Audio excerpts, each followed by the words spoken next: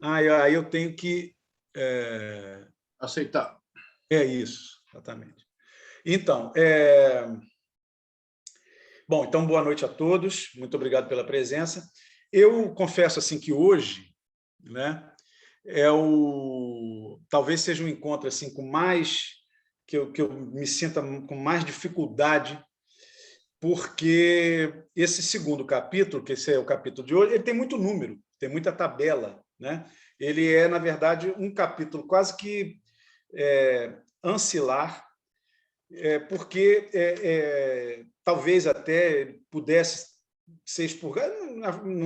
Eu acabei reduzindo, originalmente ele era muito maior, quando eu tive a ideia de jogar as tabelas para trás e tal, e simplificar um pouco a apresentação dos dados, esperando que o leitor vá conferir a tabela, se quiser, né? Ou confiar em mim, né? Dizendo que eu não falseei a matemática. Então, por isso até que eu fiz questão, que foi até objeto de uma crítica, numa resenha que saiu no jornal, no Globo, que a parte final, com as tabelas e tal, é uma coisa maçante. Mas aquilo ali não é para ser lido, né? A tabela é um apêndice apenas para, se alguém quiser tomar o livro como parte de uma pesquisa futura, no outro sentido. Mas, enfim, então... E para apresentar essa ideia, né, para que fique clara como funcionaria, por quê? Bom, sim, primeiro vamos tratar da pergunta.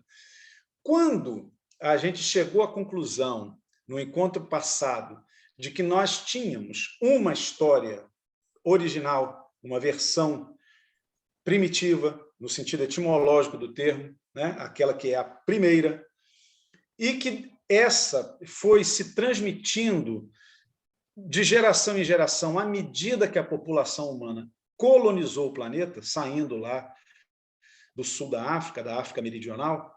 Então, a pergunta que eu quis me fazer, para que a gente pudesse aprofundar a análise interpretativa, exegética mesmo, propriamente dita, do mito do roubo do fogo, era tentar descobrir qual era a versão, ou mais proximamente, qual era o arcabouço dessa versão original. Como que nós podemos intuir ou perceber como era essa história no início? Olha, nós temos várias versões, não temos nem, inclusive, só roubo do fogo. De vez em quando aparece uma doação do fogo, às vezes em quando aparece uma busca pelo fogo. Então, como que se desenvolveu, né, essa cadeia? Qual era essa história inicial? E a gente vai tentar fazer, então, a interpretação dos sentidos mais profundos do mito a partir desse arcabouço que a gente pode chamar de o arcabouço original, né? Apesar de que esse nome é sempre um pouco perigoso, né? Mas ele não surge do nada. Então, mas é pelo menos aquela primeira versão mais condensada, mais característica, que traz os elementos fundamentais da ideia que esteve por trás da composição dessa narrativa. Então, bom, para fazer isso, eu me vali de um método que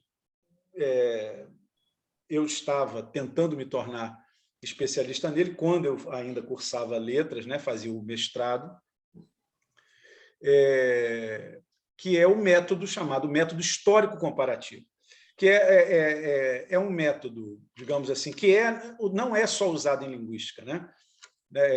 Do mestrado eu trabalhei um pouquinho com ele, né? Mas, na verdade, eu ia desenvolver isso no doutorado até que o Collor acabou me forçando a abandonar o doutorado, e então minha vida seguiu outros caminhos. Então, eu larguei a universidade.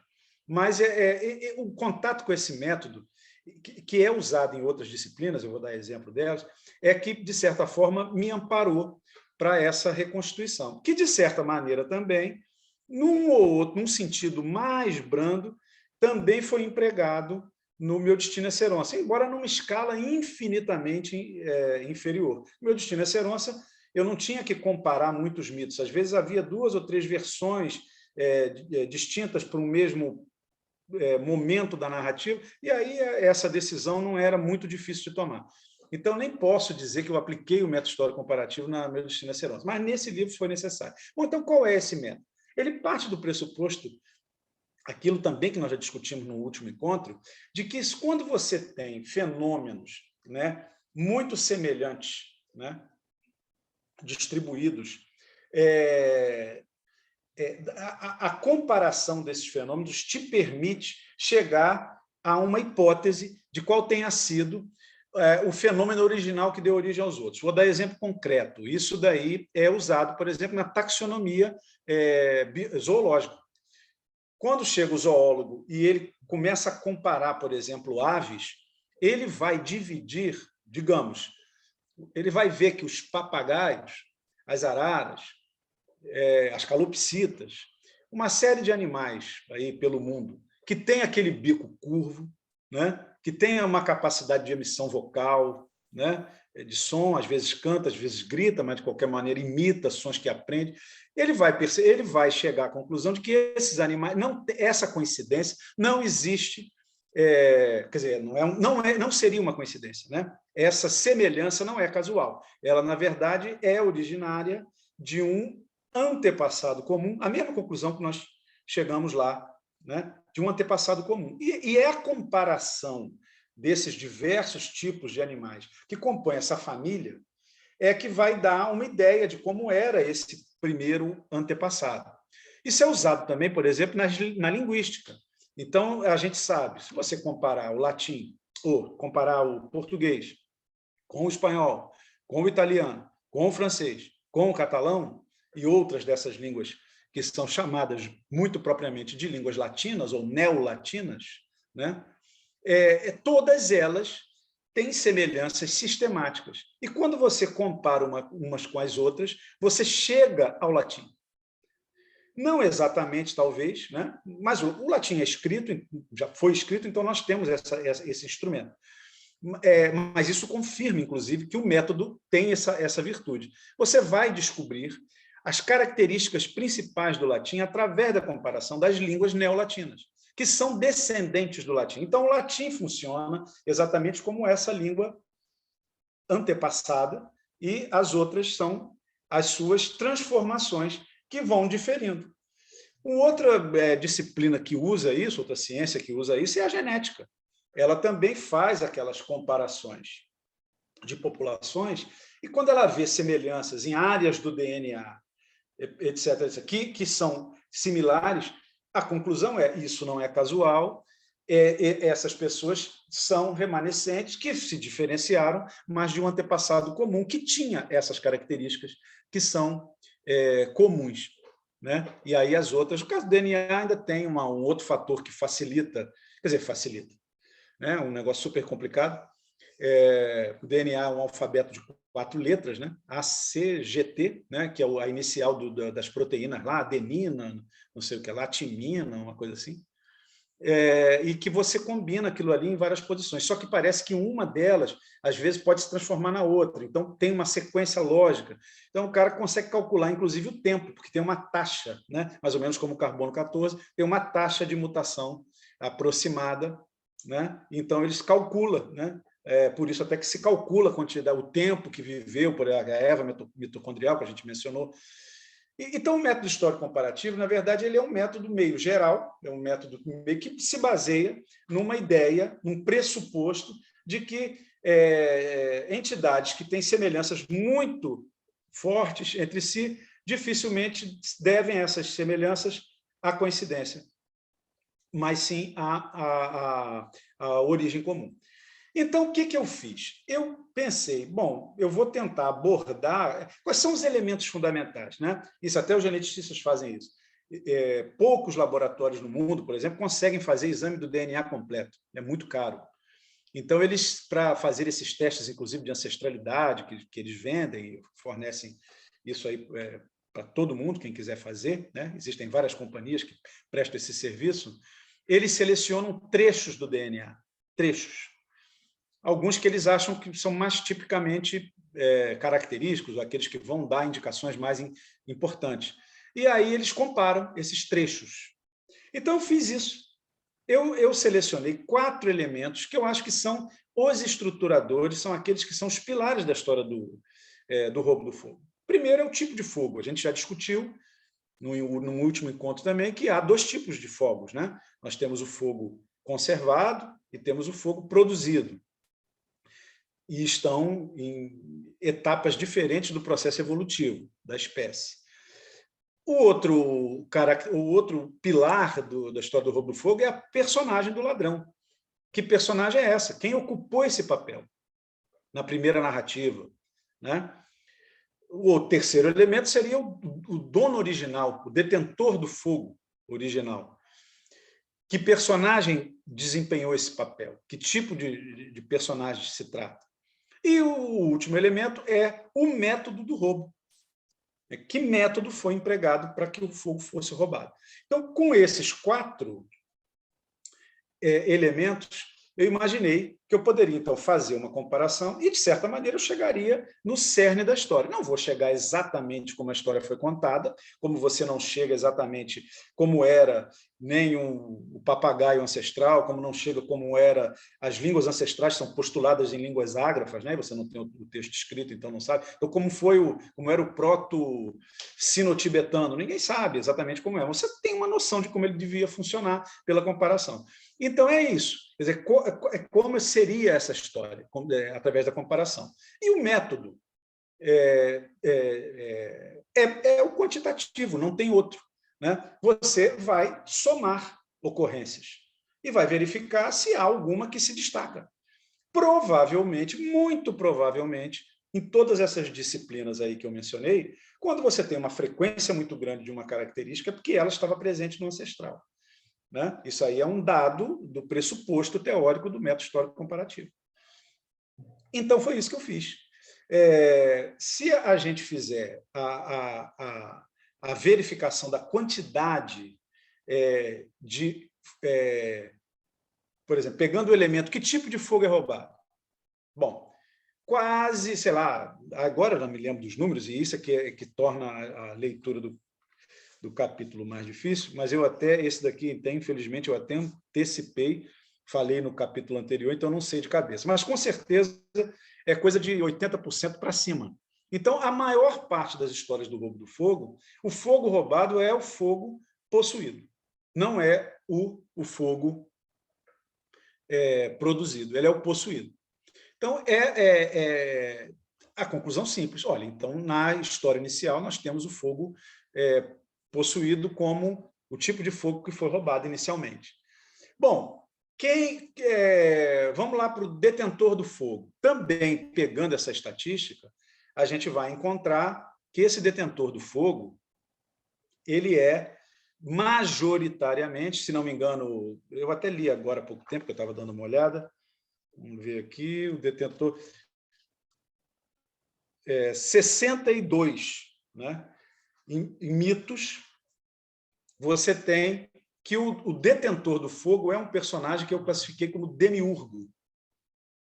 Né? É um ser poderoso, né? Sobrenatural, com características sobrenaturais. E os outros não chegam a 50% dessa ocorrência. Né? Se você somar, parece que os que têm animais e alados e os que têm seres humanos como detentores do fogo, eles somados parece que empatam com aquele ali. Então, é menos da metade, ou próximo da metade. Então, o detentor do fogo, e por outros argumentos que eu vou tocar depois, ele também aparece como um dos elementos, então, da história original. O método do roubo. O método do roubo, eu identifiquei, vou ler aqui, acho que não é tão grande, não tem problema. O método do roubo, porque senão eu vou me perder. Porque aqui essa parte é muito... Então, olha, os métodos que eu identifiquei nas histórias, nos mitos de roubo do fogo. Está na página 79, caso alguém esteja com o livro à mão, para acompanhar. Então, olha, o oportunismo, né? É quando o ladrão se aproveita da ausência ou distração do detentor original. Então, tem uma história, por exemplo, lá das Ilhas Andamã, que o detentor do fogo, que era o Bilicu, que é um demiurgo, ele dorme, e aí vai uma ave, agora não me lembro qual é, e rouba o fogo. Aproveitou o sono do cara, né? do detentor original. Você tem a trapaça, que aí, nitidamente, quando o ladrão emprega um ardil para ludibriar o detentor original. Não? Então, por exemplo, tem uma história dos pigmeus, que o pigmeu vai roubar o fogo dos chimpanzés e ele bota uma roupa de palha. E aí fica dançando perto do fogo e encosta de propósito aquela roupa de palha no fogo, a palha pega fogo e ele leva o fogo embora. Então, ele roubou o fogo dessa maneira. Então, é um ardil, né? Então, é uma trapaça, porque o fogo era só dos chimpanzés, né? Eles não permitiriam que ele levasse o fogo amistosamente. Indiscrição, que é o caso até do roubo do segredo, quando o ladrão observa furtivamente o método de produção do fogo.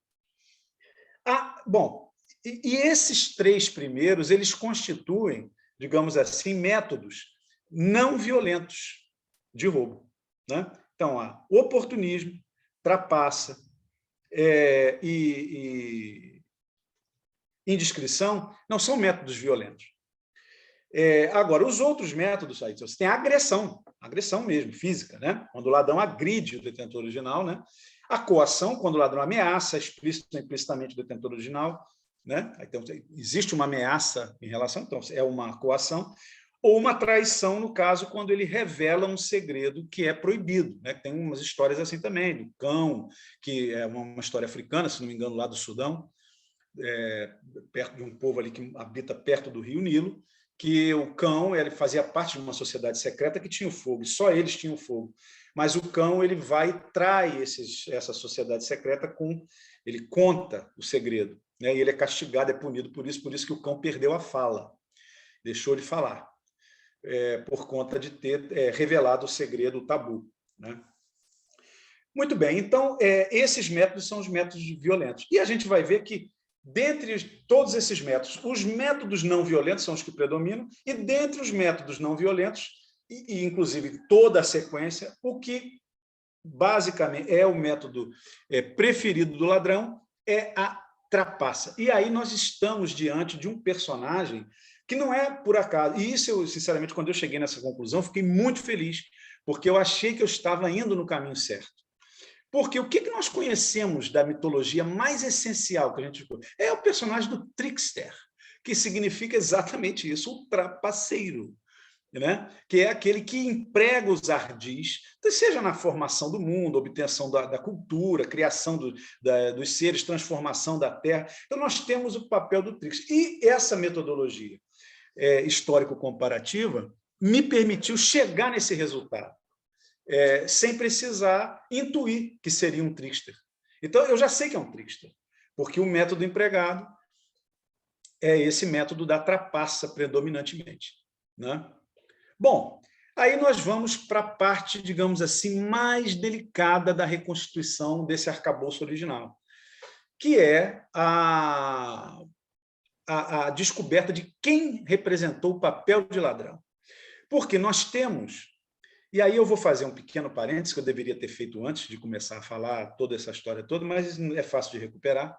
É porque, assim, na análise, eu fiz uma classificação das personagens, né, para poder dizer qual é o tipo de personagem, eu tinha que classificar primeiro. Então, eu achei muito. Eu adotei, então, um critério antropocêntrico, né? Assim, olha, vou tomar como base a figura humana, né? Então, os homens, as pessoas, é uma categoria.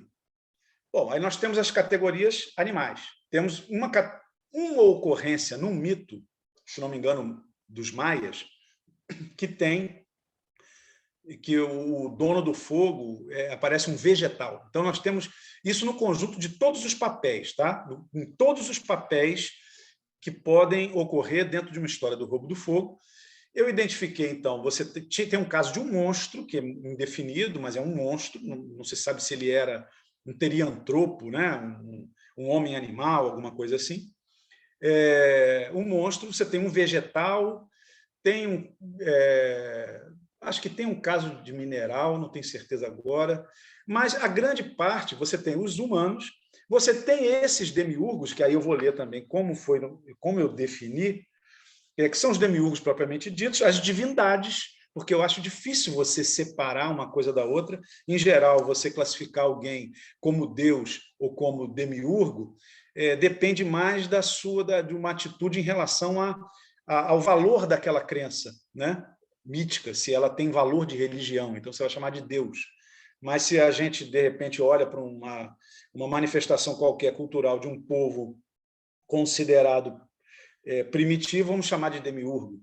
Mas pode ser um deus também, então eu acho difícil distinguir. Bom, personificação, ou zoomorfizações de corpos celestes, né? Tipo assim, o Sol, mas o Sol era uma pessoa, né? Os antepassados míticos, né? Com que tem elementos sobrenaturais, poderes sobrenaturais, espíritos, os seres semicorpóreos, né? Entidades que povoam o plano cósmico, superposto à Terra, quer dizer, todos esses habitantes do céu,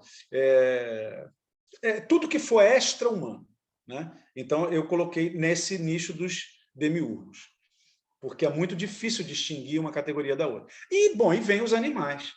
Aí, nesses animais é que vem a coisa mais interessante, porque entre os animais, os únicos que aparecem maciçamente é a categoria dos animais alados. E aí não são nem as aves, porque o papel que desempenha, claro que as aves são a imensa maioria, mas a gente às vezes vai se deparar com um morcego, que é um mamífero, tecnicamente, vai se deparar com uma mosca, né, mas que voa. Quer dizer, o importante da ave é exatamente dessa categoria de alados e não de aves, é porque no sistema narrativo, o que distingue a importância dela, ela só consegue obter o fogo se ela estiver voando, pela capacidade de voar. Então, não é irrelevante o fato de ter o poder de voar. Então, portanto, que eu classifiquei como um alado. Fiz umas categorizações assim. Por exemplo, nós temos os que eu chamei de exotérmicos, que é o mesmo perfil que a gente encontra para os répteis e anfíbios, né? Biologicamente, eles são classificados de formas diferentes, mas eles funcionam nas histórias do fogo com a mesma característica. Então, eu botei uma característica, como é que se chama? Tag, sei lá, uma classificação comum, um rótulo comum, para esses aí, chamando de exotérmicos. Aí você tem os outros, né? Todos uma classe enorme de mamíferos que você vai separando, os felinos, canídeos, cervídeos, etc, etc, etc, até chegar. Tem os aquáticos, animais aquáticos também tem uma característica muito peculiar, então não fiz distinção entre quem é aquático, se é o rato d'água, ou o peixe, ou a baleia. A baleia não é peixe, a baleia é mamífero, mas, para efeito da história do fogo, ele é um peixe, ela é um aquático, porque a questão dela é estar na água, né? E a água e fogo tem uma dicotomia importante, né? Semântica, inclusive, que a gente tem que observar. Então, eu fiz essa classificação. E aí você tem os animais alados dominando plenamente o cenário de ladrões do fogo em relação aos animais e um pouco acima dos humanos. E aquilo me incomodou, porque enquanto as outras diferenças eram muito gritantes, essa diferença não era tão expressiva. Eu falei, poxa, aqui eu tenho um resultado que nós vamos discutir bastante isso daí depois, né, no próximo encontro. Eu tenho aqui um resultado que vai me dificultar, porque não está tão evidente. Então, eu não posso dizer, como eu categorizei de maneira diferente, principalmente porque ser humano é ser humano, alado é alado, né? Não dava para você arrumar ad hoc aí uma classificação que juntasse os dois. Eu preciso resolver com outros elementos. Então, aí que vem a parte mais complicada dessa análise quantitativa, porque eu fui fazendo uma relação. Bom, já que eu estabeleci 3 coisas muito bem definidas, vamos ver como esses 2 tipos de ladrão, humano e alado, se comportam em relação a esses elementos que já estão bem estabelecidos. Então, assim, a relação ao roubo, fogo possuído, quem rouba mais? É o animal alado ou é o ser humano? É o animal alado. Quem rouba mais, quem usa mais a trapaça? É o animal alado ou o ser humano? Num deles aí teve quase um empate técnico, mas de qualquer maneira sempre o animal alado se sobressaiu, né? Quem rouba mais do demiurgo? É o ser humano ou o alado? Então, através dessa comparação, eu cheguei à conclusão que é um animal alado, quer dizer, o fato de ser alado é fundamental para o roubo do fogo. E nesse caso do ser humano, a gente vai debater essa questão no próximo encontro, ou se der tempo hoje, não sei como é que vai estar o desenvolvimento das nossas coisas.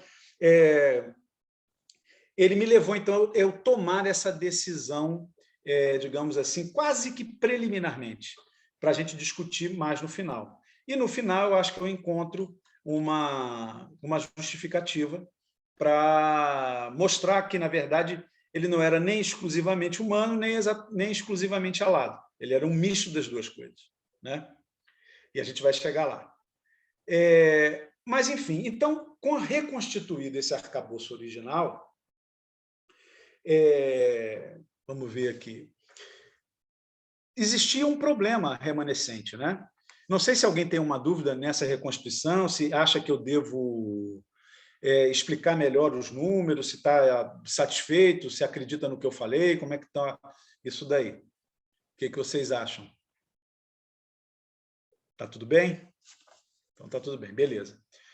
Então nós temos um problema, né? Nós temos, de qualquer forma, um problema.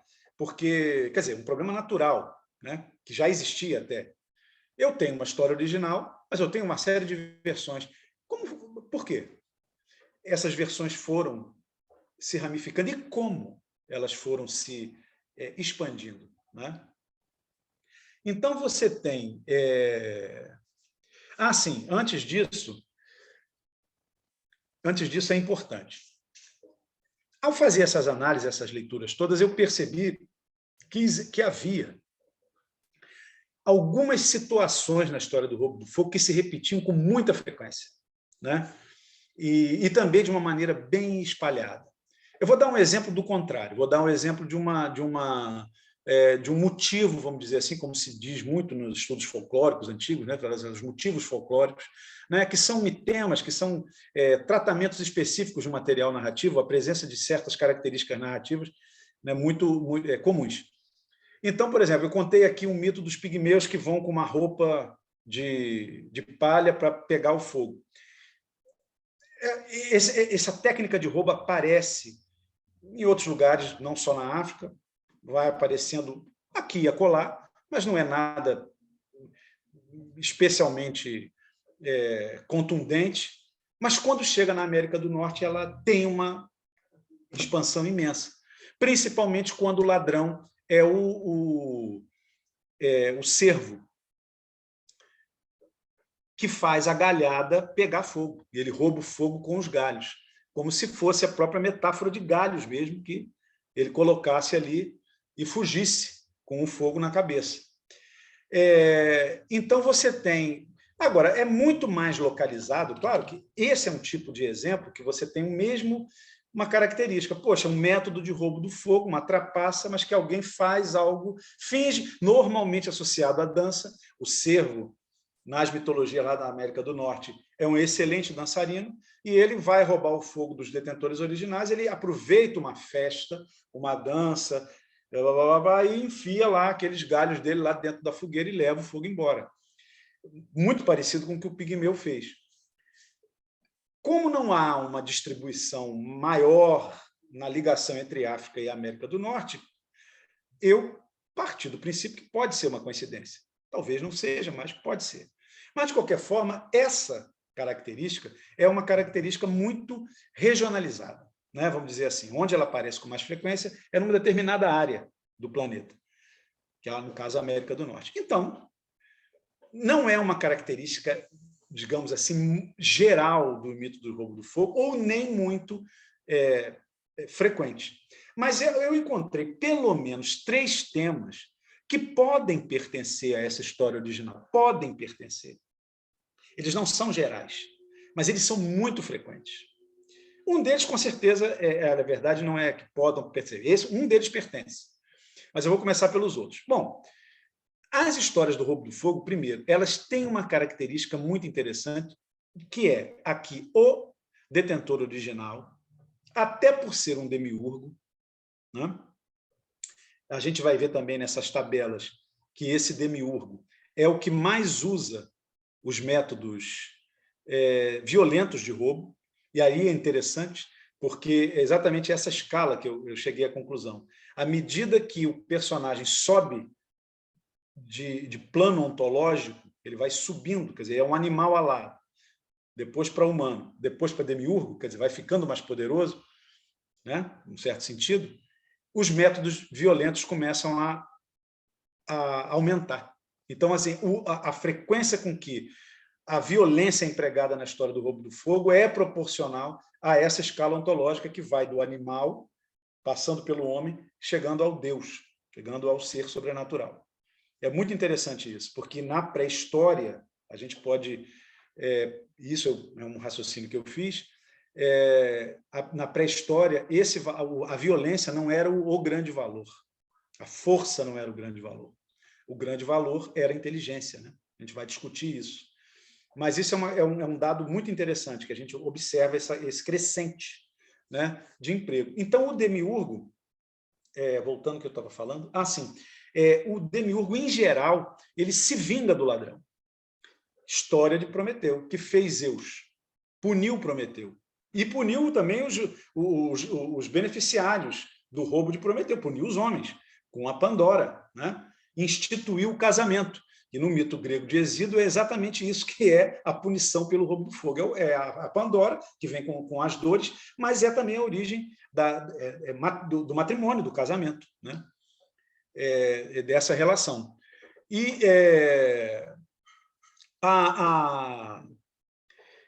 o método violento vai ser uma característica. Por exemplo, a gente falou no encontro passado da história do Botoque.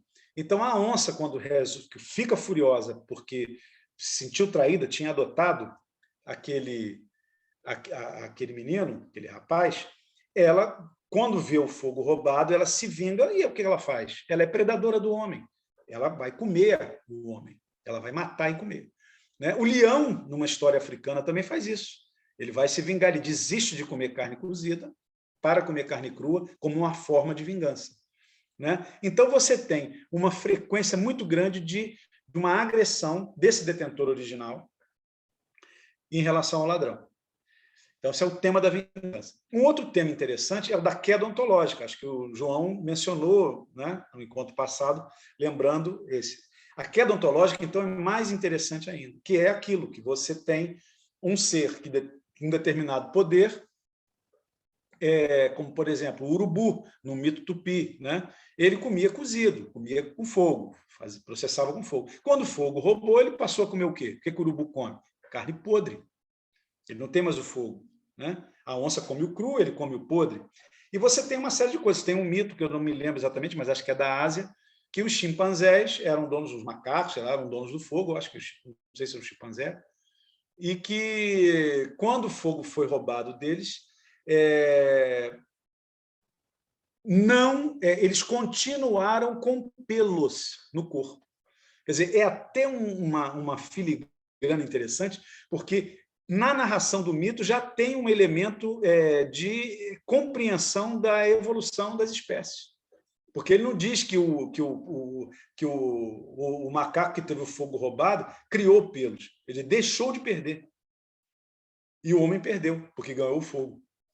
Então, isso é muito interessante, esse mito da Ásia. Bom, aí nós temos, então, e aí o outro tema, que esse sim é totalmente dominante, porque vai aparecer, inclusive, de forma bem direta, é o tema da origem celeste, o tema que eu chamei de origem alta, né? Porque você pode ter, não necessariamente, por exemplo, no caso do mito do Prometeu, e Zeus, ele não está no céu exatamente, está no Monte Olimpo, mas é uma aproximação, é sempre um nível bem mais alto em relação ao plano da superfície da Terra. Então, esse fogo tem essa origem lá, a origem alta do fogo. Isso é também muito importante. Então, esses três temas, também a gente mexendo quantitativamente no corpus, eu fui percebendo isso, eu até botei no apêndice, fui colocando quando aparecia o tema ali, também não fiz muita coisa, não tirei muitas conclusões disso, não trabalhei especificamente nisso. O livro ficaria extenso demais, e também talvez eu precisasse de mais material, mas eu não ataquei isso mais fortemente, mas não deixa de ser interessante. Então, bom, mas aí então como que a gente verifica como se dá essa transformação? Né? Será que nós temos outros elementos para confirmar, ratificar essa noção nossa, né? Então, eu vou ter que fazer uma leitura, porque eu também já não me lembro muito exatamente o texto de cabeça.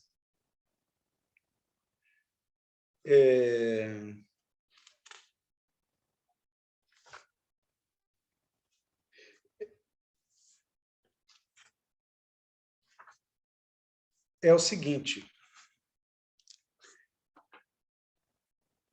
tem tanta coisa para dizer aqui, o negócio é porque eu vim desenvolvendo um texto escrito e para falar fica às vezes menos simples, né? Falei dos exotérmicos. Ah, sim, eu falei desses animais característicos, né? Isso é interessante também, dessas categorias. Por exemplo, o exotérmico. Esse daí é uma coisa que me chamou muita atenção, porque quando o detentor original do fogo, e na maioria das vezes o animal exotérmico, um réptil ou um anfíbio, ele é dono do fogo, não um ladrão. Pode acontecer de ter um ladrão, tem um caso ou outro. Na América do Sul tem o caso de um sapo que rouba o fogo, né? Tem um mito tupi, né? Porque ele tem aquela língua que vai, mas ele mantém uma característica de personagem de detentor, porque ele guarda o fogo dentro de si. Por quê? Qual é essa característica? O exotérmico, né? Eu dei o nome por conta do endotérmico, que a gente aprende no colégio, né? Quer dizer, animais que têm, como nós, capacidade de manter a temperatura interna igual, né? Mantém a temperatura, que é uma vantagem evolutiva, porque você se adapta mais facilmente a outros ambientes ecológicos. Então, as aves e os mamíferos, eles têm esse perfil. Já os répteis, que seriam o terceiro elemento nessa escala, eles dependem do Sol, eles precisam da luz externa, por isso, exotérmicos. Como os anfíbios também, eles não têm, o corpo deles varia a temperatura de acordo com a temperatura do ambiente que eles estão. Por isso que a gente vê os jacarés, cobras ficando no sol, descansando, né? Tá giboiando, aquela coisa toda. Muito bem, então, os animais que são donos do fogo e que pertencem a essa categoria dos exotérmicos, qual é o método de roubo que o ladrão emprega? Que é muito curioso. Eles eram detentores do fogo, mas o fogo deles não fica numa fogueira, o fogo deles fica dentro deles. Olha só que coisa interessante. Eles são exotérmicos, mas o fogo fica dentro deles. Então, em geral, nos mitos sul-americanos, por exemplo, você tem que provocar o riso desse personagem, e quando ele ri, aí o ladrão rouba o fogo da boca. E aí, nesse momento, ele perdendo o fogo, é que ele fica frio. Por isso são animais frios, de sangue frio, porque o fogo foi roubado. Que animal mitológico que a gente conhece que tem o fogo dentro de si? Que é muito comum na China.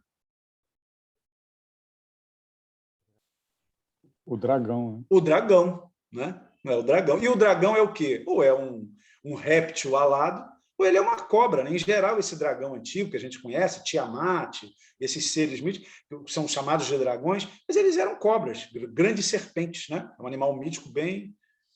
Então, é isso.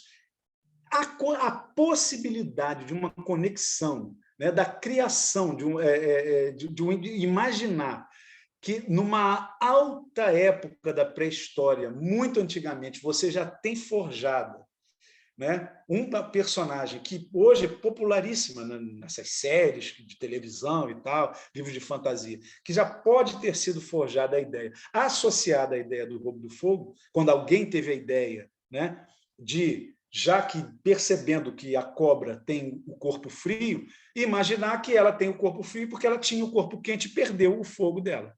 Né? Então, contou a história. Isso é um processo muito comum na mitologia, por exemplo.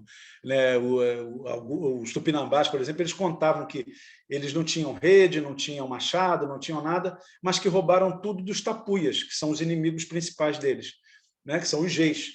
E aí, por isso que os geis, hoje em dia, não têm rede, não têm machado, não tem nada, eles são pobres, e eles têm tudo.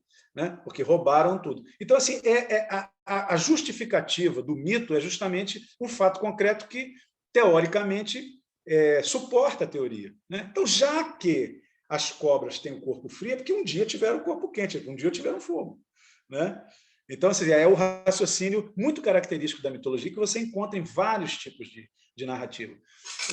Então, isso eu achei tão fascinante, a possibilidade de você ter, né, uma ideia tão antiga, né, e persiste. Quer dizer, mais uma dessas indicações, talvez a gente esteja mesmo lidando com um material cultural, um patrimônio narrativo assim, muito antigo, né, e a gente não percebe, às vezes, que o que nós fazemos, no caso eu, por exemplo, que conto história, né, eu conto histórias que já foram contadas, eu vou recontando, misturando esses elementos, mas ninguém inventa nada, isso é muito difícil, porque você vê os resíduos dessas coisas, às vezes, num passado longínquo, num tempo que você não consegue imaginar. Então, a categoria dos exotérmicos tem essa característica. E isso é o quê? Né? Essa perda do fogo para eles. É exatamente a queda ontológica, aquele tema a que eu me referi lá. É um dos exemplos de queda ontológica, né? Quando você tem a perda de uma característica, e essa perda significa uma queda, uma diminuição de poder. Né? O caso dos aquáticos, por exemplo. Os animais aquáticos, eles justamente eles eram detentores do fogo quando eles não viviam na água. Então, a partir do momento que eles perdem o fogo, eles vão para o mar. Eles vão como se eles ou foram rechaçados ou fugiram para. Mas por que eles estão na água? Porque dentro da água ele não pode fazer fogo. Ele não pode acender o fogo. Então, é por isso que os animais aquáticos também aparecem residualmente, aí muito mais em mitos ali da zona do Pacífico, que é uma zona cheia de ilhas, né? Então, a água e os vulcões ali têm uma importância muito grande, porque eles vivem nesse universo, né? Na Oceania, né? Vivem cercados de água e de vulcões. Né? Então, a presença do grupo aquático como personagem do Roubo do Fogo é muito, muito importante. E o outro grupo aqui... Assim, você tem, por exemplo, uma coisa muito interessante. Os felinos, dificilmente os felinos aparecem como ladrões do fogo. Na verdade, não existe nenhum caso. Eu só encontrei um caso do puma, no mito norte-americano, que ele ajuda a carregar, porque também nos mitos da América do Sul tem uma característica recorrente, que é um ladrão e os seus auxiliares, são aqueles que ajudam a carregar o fogo. Né? Isso nos outros mitos da Ásia, em geral, não acontece. Você não tem essa quantidade de pessoas que colaboraram para levar o fogo, para roubar o fogo. Mas nos mitos americanos, você tem muito essa coisa. Então, são vários que se reúnem, e aí o coiote rouba o fogo, aí passa para a lebre passa para a tartaruga passa para o cervo, aí vai assim sucessivamente. Então, eu só encontrei um caso de um felino que trabalhou junto com os ladrões, mas nenhum ladrão. E por quê? É exatamente a característica da vingança. É o tema da vingança que está presente ali. Porque o felino, em geral, ele é um predador. Ele é o grande predador do homem. Né? E isso em todos os lugares onde você encontra grandes felinos, como o tigre. Tem um caso do tigre que também se torna vingativo, né? Que tem o tema explícito da vingança, que vai atacar o homem justamente porque perdeu o fogo. Você tem o leão, que eu já mencionei, você tem a onça aqui no Brasil. Então, o tema, então, da vingança, né, o mitema, ou o motivo da vingança, ele aparece, e na categoria dos felinos, uma desses categorias de personagens, de atores dentro da história do Roubo do Fogo, os felinos estão lá no seu papel de donos, detentores originais do fogo. E não é à toa que depois eles vão se tornar predadores do homem, porque existe um tema forte presente no mito do Roubo do Fogo, que é o da vingança. Os canídeos aparecem sempre como ladrões, dificilmente aparecem como detentores originais, são ladrões. E porque o cão dos animais todos que entram nesse conjunto de histórias, é aquele que mais pode-se dizer que é um parente do homem, que come junto. Né? Ele é um comensal, ele tem uma afinidade com o homem. Né? Ele tem uma ligação, porque ele vive junto, é um animal doméstico. Né?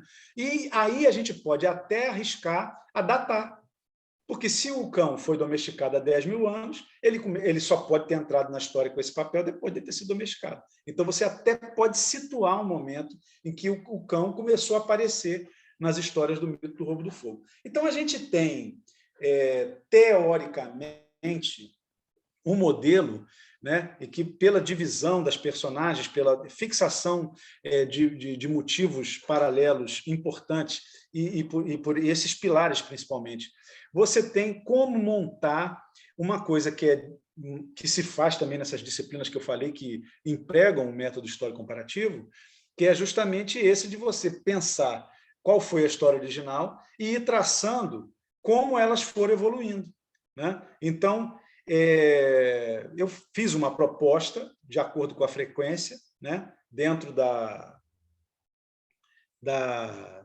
de todos esses temas, que está na página, que está aqui nessa página 97, é uma árvore aproximada, tá? Inclusive tem um erro aqui, viu? Tem um erro aqui nesse diagrama. Não sei como passou.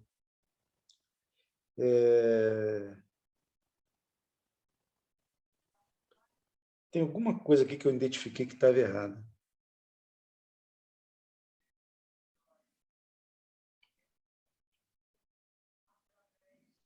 Agora eu não estou conseguindo lembrar. Mas tem alguma coisa errada nesse diagrama aqui. Não sei se é a proporção da linha, mas enfim. Então, a gente vai ter... Ah, sim, é isso aqui, ó. Ladrão suprimido, dentro da bolinha em negrito, aqui em cinza, está a letra B. Mas aqui seria a letra D, de doado, é o fogo doado, tá? Porque tem 56 ocorrências, tem que até botar aqui nesse exemplar. Tem 56 ocorrências, é o fogo doado. A letra B é do outro lado, é o dono suprimido, que é o fogo buscado. Então, está errada a impressão, teve esse erro aí, passou, infelizmente. Porque isso vai trazer uma confusão, né? Vai olhar que tem 2 fogos buscados, mas não é isso. O ladrão suprimido é o fogo doado, que aí você não foi doado, não precisa do ladrão. Então, eu cheguei à conclusão que as primeiras passagens, né, os primeiros mitos que decorreram do mito do roubo foram os mitos da doação, porque eles são mais frequentes. Você elimina o ladrão, né?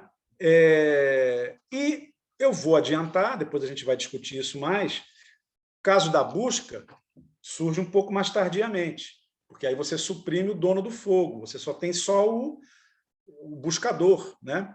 Aquele que vai apanhar o fogo, o apanhador do fogo. A gente verifica, por exemplo, que os personagens que são tipicamente ladrões do fogo são também os personagens que tipicamente são os buscadores do fogo, aqueles que vão correr atrás do fogo, quando não tem o dono. E os personagens que são tipicamente os detentores originais do fogo, que são os demiurgos, né, como já chegamos à conclusão, eles também são tipicamente os doadores do fogo.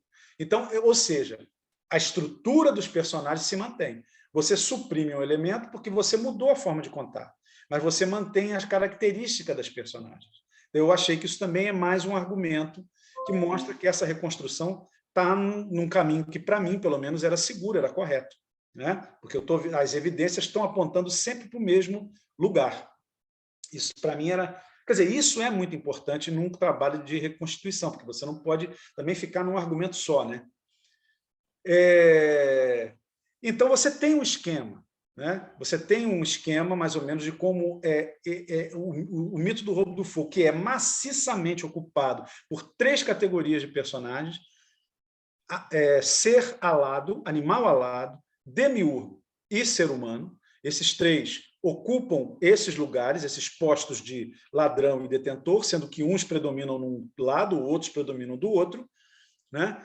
E, a partir daí, as inovações vão surgindo novas categorias de animais, com novas maneiras de narrar a história, né, que certamente produziram impacto quando começaram a ser introduzidas, porque elas eram diferentes, né? Então, esteticamente, eles têm também um valor, né, porque é uma modificação, né, nas estratégias de contar a história do mito do roubo do fogo, mas que mantém uma característica básica. E essa característica básica qual é? Que é um outro dado importantíssimo que a gente vai usar muito para estudar, para discutir no próximo encontro, que é o seguinte: de todas as 6 formas de roubar o fogo, de obter o fogo, né? Quer dizer, que eu estou falando de origem do fogo, você tem o roubo, que é o predominante, tem a doação, tem a busca do fogo. essa busca e a doação são diretamente vinculadas à história do roubo. Né? E eu tenho um exemplo aqui, há outros, mas tem um exemplozinho aqui que caracteriza isso bem.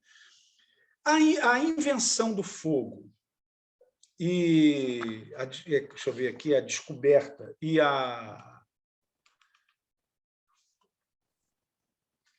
assim, a mero apropriação do fogo ardendo na natureza, porque são as histórias, por exemplo, que acontece, desceu um raio, incendiou uma árvore e uma moça lá foi lá e pegou. Então, tem uma história assim, na Austrália, se não me engano, ou por ali no sudeste da Ásia, sudeste da Ásia. Então, tem uma história dessa por aí. Então, assim, essas são racionalizações. Por exemplo, tem um mito fenício da origem do fogo, que foi um grande vendaval e duas árvores colidiram uma na outra, e elas ficaram se esfregando. E aí, dessa fricção, surgiu o fogo. O herói que estava lá assistiu aquilo e falou, já descobri como se faz. Né? Então, quer dizer, a invenção do fogo, que é a descoberta do fogo, a descoberta do método casual, ou um outro que tentou matar uma cobra, uma coisa, ou cavar um buraco com uma cobra, com um pedaço de pau, e fez um atrito e tal, e pegou fogo.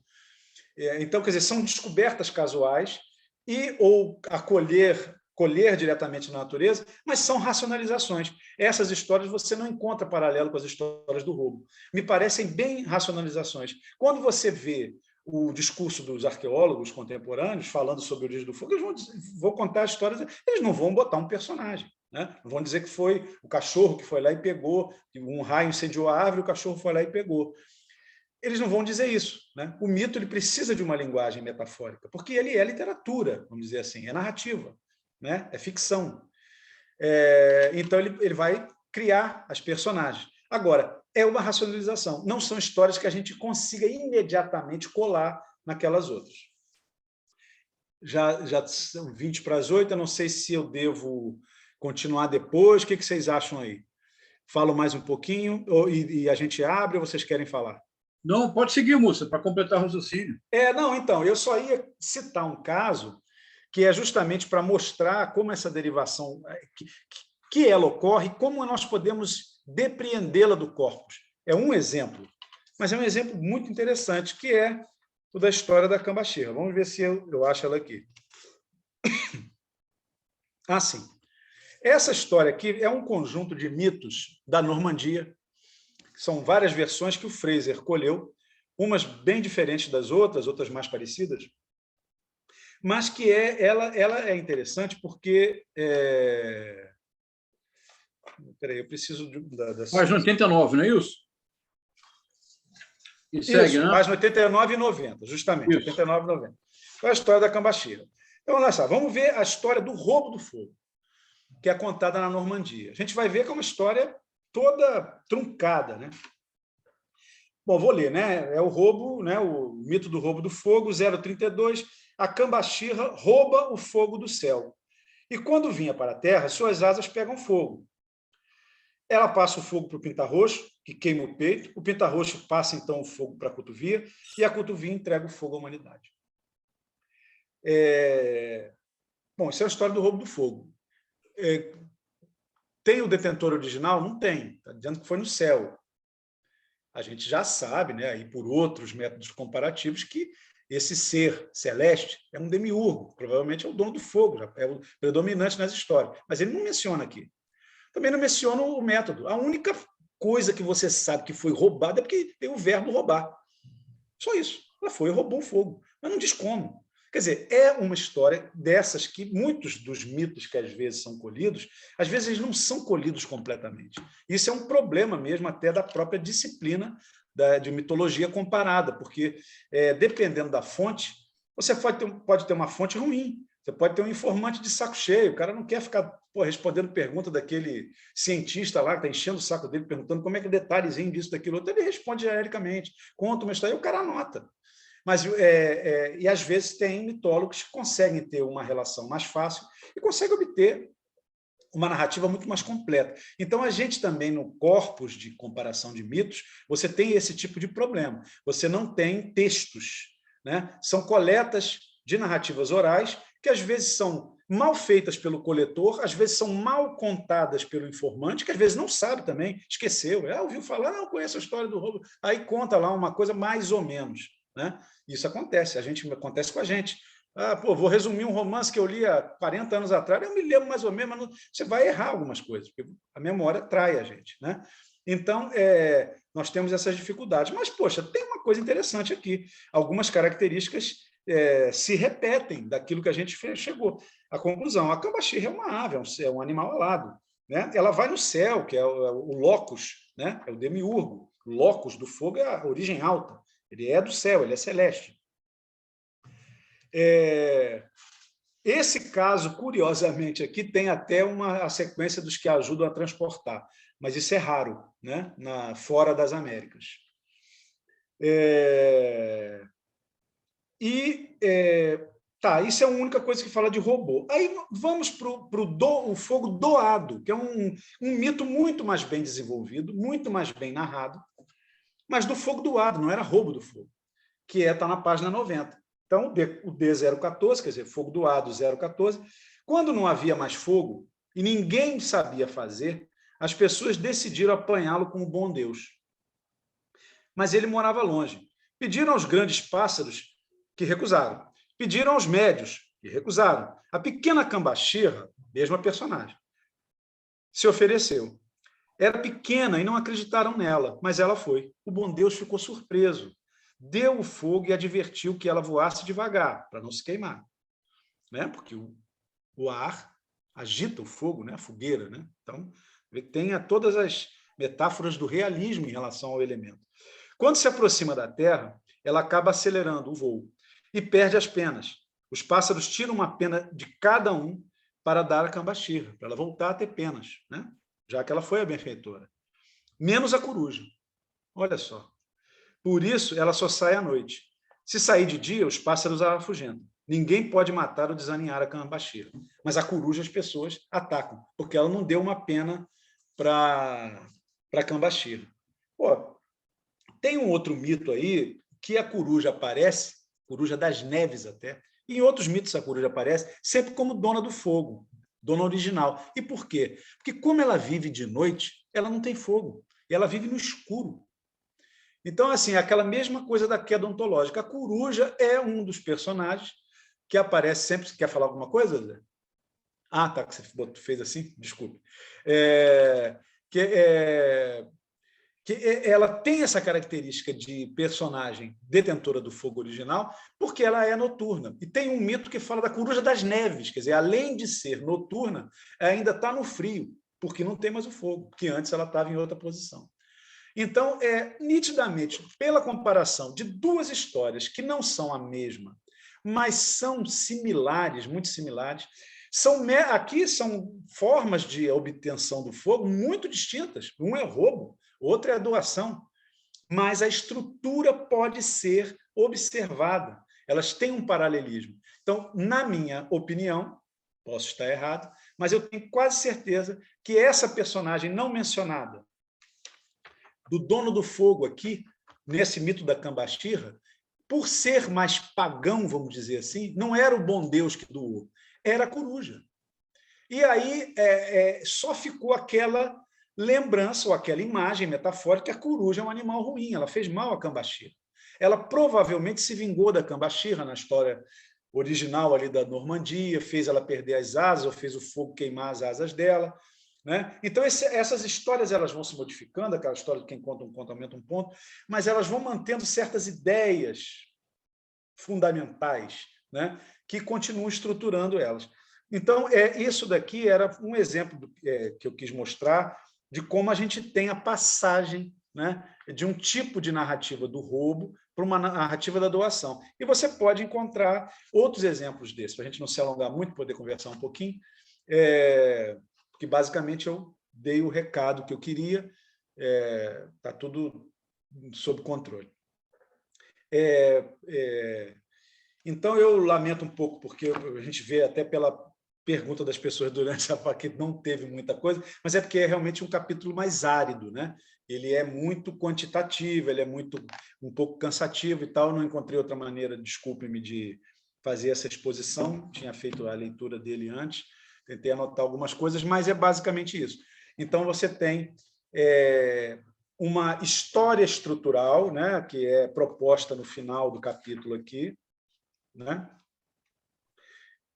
e que aí eu desenvolvo mais, né, que está ali a partir da página 106, que isso aqui eu também queria dizer o seguinte, isso aqui não é um esquema rígido, porque eu acho que historicamente aconteceu assim. Não, é uma relação aproximada, mais estrutural, mais de derivações estruturais, baseadas na minha análise quantitativa, que pode ser modificada caso esse corpus aumente mais, né? Se a gente aumentar a quantidade de narrativas, pode ser que tenha pequenas modificações nele. A gente sabe que, em probabilidade, coisas muito bruscas não vão acontecer. Eu também estudei matemática no passado, né? Foi a primeira faculdade que eu fiz, mas isso aqui é mais uma proposta estrutural para que a gente compreenda mais ou menos o processo evolutivo dessas transformações todas, né? E com o dado essencial, que é a última coisa que eu vou falar, que eu deixei para trás, né? Que eu disse que ia dizer e não disse. Dos 6 modos de roubo, de obtenção do fogo, você tem o roubo, a doação, a busca, a coleta, a invenção do fogo. Em todas essas, um elemento é absolutamente universal, permanece em todas. O fogo é distribuído no fim. O fogo é compartilhado. Então, ou seja, a história do roubo do fogo, ela começou com a história do roubo. Se conservou na maior parte dos mitos. Mudou personagem, mudou algumas figuras, mudou métodos, mas o elemento de compartilhamento do fogo roubado, ou doado, ou buscado, ou inventado, ou colhido, permanece. A única outra forma de obtenção dos bens culturais, que é a troca ou venda, é o único que não tem essa característica. E aí nós vamos para um dado estatístico que chama atenção. Ele é raríssimo. Ele não chega a 2% do corpus, ele tem 1, alguma coisa por cento, porque são 300 e tantos mitos e 4 histórias em que você encontra a troca, a venda, para a obtenção do fogo. E aí não há, evidentemente, esse compartilhamento, né? O cara que compra o fogo, que troca o fogo, ele fica com o fogo para ele. E essa característica não é a característica fundamental da história do roubo do fogo. Era roubo principalmente por quê? Porque você tinha um dono egoísta, esse demiurgo tem uma característica de ser muito egoísta, ele não compartilha o fogo, ele proíbe, né? No caso, quando ele tem o poder, ou no caso da sociedade secreta, que eu mencionei, é secreta, ninguém pode falar nada, né? O fogo era um bem absolutamente individualizado ou comunal, no máximo de um grupo pequeno, não podia ser compartilhado. E aí o que vem, o ladrão estraga a brincadeira, rouba o fogo e distribui. Então, a história do Prometeu está totalmente enquadrada nesse esquema que é universal, que é global. E mesmo nas histórias em que não se rouba mais o fogo, em que o fogo passou a ser doado, o fogo passou a ser buscado, passou a ser colhido, o compartilhamento final, ele continua. Então, esse elemento eu passei a intuir que era a coisa mais importante da mensagem do roubo do fogo. E a gente vai discutir isso a partir do nosso próximo encontro. Então é isso, minha gente. Desculpem aí pelo capítulo. Tá? Obrigado. Não, moça, não se desculpe de nada. O capítulo é interessantíssimo. E não tem nada de árido. Tem pelo menos uns 3 ou 4 pontos que eu acho que dão pano para manga. Eu vou começar, então, só para dar o pontapé inicial. Vamos lá. Tem 3 aspectos que eu achei verdadeiramente fascinantes no capítulo e que eu acho que podem levar longe nessa discussão, provavelmente antropológica, que naturalmente é a vocação do seu livro. É pensar antropologicamente como o mito do fogo, sobretudo do fogo roubado, nos permite compreender como que nos tornamos humanos, isto é, narrando. O que nos torna humanos é narrar. E se o fogo é a passagem do cru ao cozido, Então, o mito do fogo, em tese, é um proto-mito, numa consequência lógica. Decifrar o mito do fogo, compreendê-lo como você está tentando fazer, na verdade, nos leva à origem do que você faz, do que nós nos dedicamos, que é o que nós chamamos de literatura, em sentido muito mais amplo, narrativo. Então, a maneira como você desenvolveu esse capítulo, eu particularmente não achei nada de árido, mas vamos escutar as outras pessoas. Mas, claro, para que você possa fazer uma reconstrução no método histórico comparativo, você tem que trabalhar com bases estatísticas e probabilísticas. Então, necessariamente, você tem que ter tabelas, você tem que ter gráficos. Se alguém achar que isso é excessivo, é porque eu não tenho ideia do que está falando. Então, esqueça essa... Eu nem li esse texto do Globo, mas nem pense nisso. Não, talvez eu tenha ficado traumatizado porque o que eu achei que não foi a leitura mais correta foi porque disse que é árido ler. Mas eu não pedi para ninguém ler a tabela. Você bota o apêndice, que é no caso de algum pesquisador, se alguém quiser levar adiante. Né? Essa tabela sequer é árida. É apenas um apêndice da argumentação que está desenvolvida. Tem 3 pontos, Múcio, que eu queria escutá-lo. Mas alguns desses pontos estarão mais claros no próximo encontro. O primeiro deles, que eu achei realmente fascinante para a nossa reflexão, é uma observação muito sutil na página 83, que diz o seguinte: à medida que o ladrão sobe na escala ontológica, isto é, quando o ladrão é humano, cresce o interesse pelo fogo produzido. Sim, também é um outro característico, isso. Eu traduziria isto como o que caracteriza de fato, nessa acepção, estou pensando em voz alta, para a gente pensar mesmo, o que caracteriza o que futuramente se chamou do humano é, em alguma medida, o desejo de controle do acaso. O fogo roubado, o fogo colhido, todos eles têm um dado de acaso, são aleatórios. Agora, o fogo produzido implica uma técnica, implica uma ars, implica a independência, o princípio da independência em relação ao natural. Porque se eu posso produzir o fogo, pouco importa se chove, pouco importa se eu tropeço, pouco importa se eu durmo e a chama se apaga. Porque agora eu posso produzi-lo. Ao produzir o fogo, eu me afasto da natureza. Esse ponto me parece rigorosamente fascinante. Na mesma página, tem uma outra observação, Mussa, que eu acho que essa leva longe, longe, longe, longe, e me surpreendeu muito. Porque, em tese, se subindo na escala ontológica eu posso produzir o fogo, porque eu domino a técnica de fazê-lo, em tese, o que deveria acontecer é que a violência deveria diminuir. Porque, afinal de contas, agora eu não preciso mais da astúcia, eu não preciso mais de uma observação indiscreta, eu produzo. Mas você diz na página 83, você repete na 84 e destaca na 107. Então, eu vou direto para 107, que é bem forte. Não, 107 é um mito. Você diz aqui, olha, do mesmo modo, à medida que o ladrão, entre aspas, evolui na escala ontológica, métodos violentos de roubo se tornam mais frequentes. Na página seguinte, isso então se torna evidente, quando você diz: o tema da agressão se desenvolve quando começam a aparecer ladrões humanos. Múcio, isso é muito inquietante.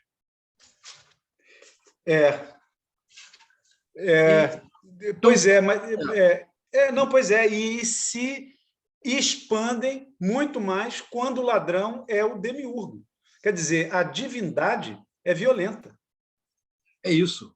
Sobretudo os monoteístas. Pois é, o que é também uma contradição. Porque se a divindade monoteísta é a provedora, mas ela também ela castiga, né? Ela pune. O tema da vingança está aí. Né? O tema da vingança, é a punição. E a divindade monoteísta, não apenas é provedora, mas, em tese, é criadora. Também, é. Agora, na página 96, há uma informação que torna tudo mais interessante e mais complexo, mas que eu acho que nós vamos discutir mesmo no próximo encontro, eu já quero destacar. Então, a ênfase no fogo produzido, eu acho que já significa a passagem definitiva da natureza para a cultura. E é compreensível que, quando isso ocorra, já não sejam seres alados, mas humanos e, posteriormente, demiurgos. Que isso seja associado à violência, isso é uma questão a ser discutida com muito cuidado. Lembra um pouco o mal-estar na cultura do Freud. Porque, bom, não vou tratar disso agora. Mas tem uma observação na página 96, essa é absolutamente notável o que você propõe, mas não é óbvia a conexão com os pontos anteriores, que é o seguinte: matamos assim a charada. A venda do fogo é rara porque contraria um princípio básico. E o princípio básico é a dádiva, é a própria dádiva. E você diz, então, o mito das Ilhas Carolinas, na Oceânia, enfatiza bem esse aspecto, de que o fogo é um bem de natureza coletiva, que o acesso a ele constitui um direito. Sim, é. É aquele da mulher que... Isso. Uhum. Mas, Mussa, se você reúne os três aspectos... esses aspectos... Há uma tensão. Sim, pois é. Eu não, na verdade, eu não procurei... Não, é perfeito a sua observação. Eu acho que talvez eu não tenha percebido isso aí, não procurei entender, né? Estava preocupado com a reconstituição, mas é um fato... Quer dizer, eu percebo bem, quer dizer, isso é fácil para mim, isso que você leu, esse parágrafo, inclusive eu tinha já mencionado isso, né? Que a gente tem como o compartilhamento, que é a dádiva, como o elemento fundamental. Agora, a questão da violência, eu não sei se aí, porque você está falando de um aumento estatístico, mas você não está falando, evidentemente, de uma mudança completa, abrupta, né? Claro. De uma forma de narrar para outra. Tanto é que a gente, contemporaneamente, você encontra ainda formas mais próximas da original e outras que estão mais distantes. Você não vê muita diferença em termos de capacitação tecnológica, né? Sociedades que tenham uma forma estrutural, social, socioeconômica, digamos assim, ou tecnológica mesmo, muito diversa entre si. Até o caso das Ilhas Andaman, que parece que tem 7 mitos que eu peguei lá, eles têm desde mitos do roubo do fogo, da forma mais próxima da original, colada, totalmente idêntica, né? Como tem também da invenção, da coleta, etc. Quer dizer, outras racionalizações, e eles são povos que têm uma tecnologia, um grau tecnológico, até porque ficaram isolados, não sei quanto, 30 mil anos, 40 mil anos, uma tecnologia bastante simples, né? Em termos de bens materiais. Então, eu não sei exatamente se a gente está... Quer dizer, se é possível pensar nisso num caráter geral, ou se a gente vai pensar, talvez tenha sido como eu entendi, é que a própria figura da personagem que você usa para colocar na história, ela nos leva a fazer essa associação. Porque esse homem, né, a gente vai discutir isso no próximo encontro, sobre essa personagem, que é o ladrão alado, que é o ser alado que rouba, o animal alado, né? E que tinha uma proximidade estatística com o humano. Eles eram parecidos. Eles estavam próximos. Né? Eu vou chegar lá, mas a gente vai chegar à conclusão que é um personagem quase que híbrido. Ele é as duas coisas. Ele é um humano alado. Né? A gente vai chegar a essa conclusão. Ele é bem próximo do que seria isso. Então, a violência mesmo, ela começa a aumentar com o humano, mas ela vai explodir com o demiurgo. Agora, de repente, nós temos uma... Quanto mais sobe na escala ontológica, maior a prerrogativa da violência. Curioso, não é? Sim, mas ela explode principalmente, estatisticamente, com o demiurgo. Então, por isso, vai subir. Personagem de ladrão, no papel de ladrão. Mas você destaca isso, acho que é muito importante, na página 94, em que você diz é impossível associar o abrandamento, a racionalização ou mesmo a eliminação dos mitos sobre a origem do fogo aos processos civilizatórios, à ideia de evolução da cultura e da ciência. Mitos de todas essas categorias ocorrem em sociedades forrageiras, de caçadores e coletores. O que eu estou pensando aqui, estou pensando em voz alta, Mussa, para a gente continuar pensando juntos aqui. Eu pensei, ao ler isso, me ocorreu de imediato a teoria mimética do René Girard, mas eu não vou mencionar isso agora. Mas me ocorreu uma cena de um filme em que o progresso, em que, eu retiro a palavra progresso, em que a complexificação das relações é associada à violência, que é o filme do Stanley Kubrick, baseado no 2001, Uma Odisseia no Espaço. Se você se recorda, tem uma cena absolutamente incrível, que tem primatas evoluídos, que são hominídeos, que estão disputando um território. Um deles se dá conta que, se usar o osso, que parece o osso de um fêmur, é enorme. Isso, é um fêmur enorme. Enorme. Ele usa o osso como uma arma, ou seja, como uma prótese, que amplia o seu braço e o torna mais forte. Ele se dá conta do poder que ele ganha. Ele joga para o ar aquele fêmur, e o fêmur se transforma na espaço. Isso. Essa cena é uma das mais bonitas do cinema, né? Da história do cinema. E é uma cena antropológica fortíssima, né?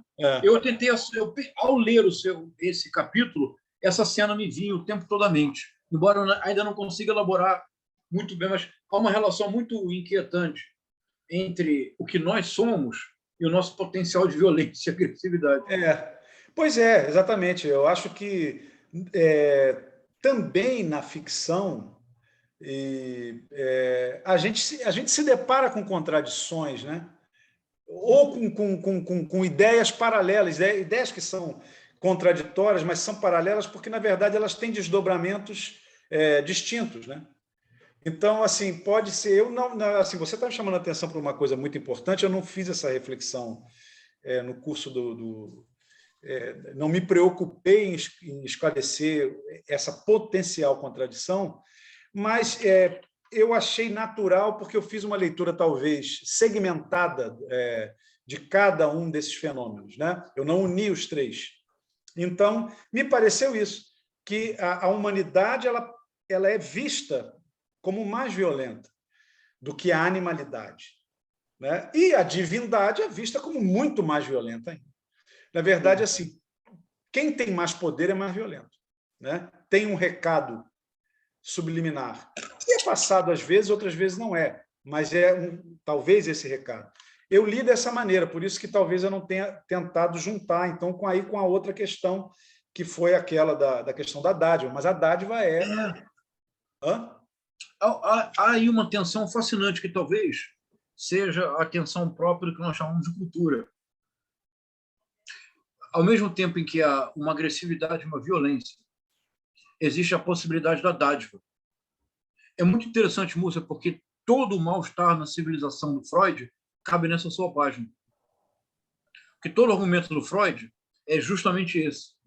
É que o que nós chamamos de civilização é um contraste, é um conflito permanente entre uma pulsão generosa, que ele chama de altruísta, e uma pulsão egoísta.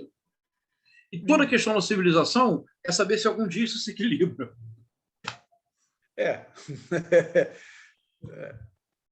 Esse é o nosso grande desafio, né? Eu tenho estado pessimista em relação a isso, mas é bem interessante isso. Uma pulsão altruísta que todo mundo tem, né? A dádiva, no caso. Isso, fazer o bem, né? A gente se emociona com todo mundo, né? Acho que são raros, né? Pessoas que não conseguem se emocionar com a generosidade, com uma situação qualquer. E, ao mesmo tempo, também a gente, às vezes, não quer admitir, porque é mais difícil mesmo, mas a gente também é violento, né? O fato de não dar. Agora, também tem um outro lado nessa questão da dádiva aí. A gente vê a dádiva muito com olhos cristãos, né? A dádiva ela pode ter, na verdade, ser apenas um método. Ela pode ser um método. Ela pode ser como se diz, um disparador de uma aliança, que é isso que a gente vai discutir no encontro que vem. Então, não necessariamente ele Claro. viria de um, Ah, né, de um claro, espírito altruísta, né? claro, claro, Poderia ser interpretado apenas como claro. um método de estabelecimento de vínculos, né? Em que você, quase que como, né, o que seria até, digamos assim, não tão bonito, né? De você, eu faço um favor aqui e você me fala, uma mão lava a outra, aquela história, né? Mas aí já num sentido mais negativo. Mas é um pouco, pode ser interpretado dessa forma, né? Uma maneira de você criar vínculos, né? Que bom. Maravilha. Obrigado, Múcio. Agora eu vou estar aberto aí para todos. Oi. Vamos lá. Olha só, primeiro vamos passar a palavra para o Francisco, depois para o José Marcos e depois eu vou ler as perguntas no chat, pode ser? E se mais alguém quiser Claro. fazer algum comentário, só levantar a mãozinha.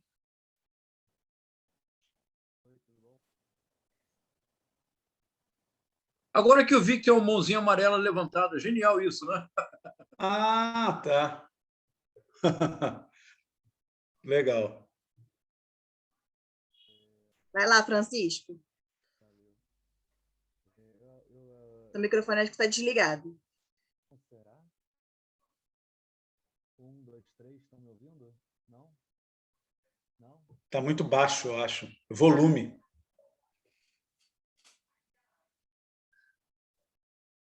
Não.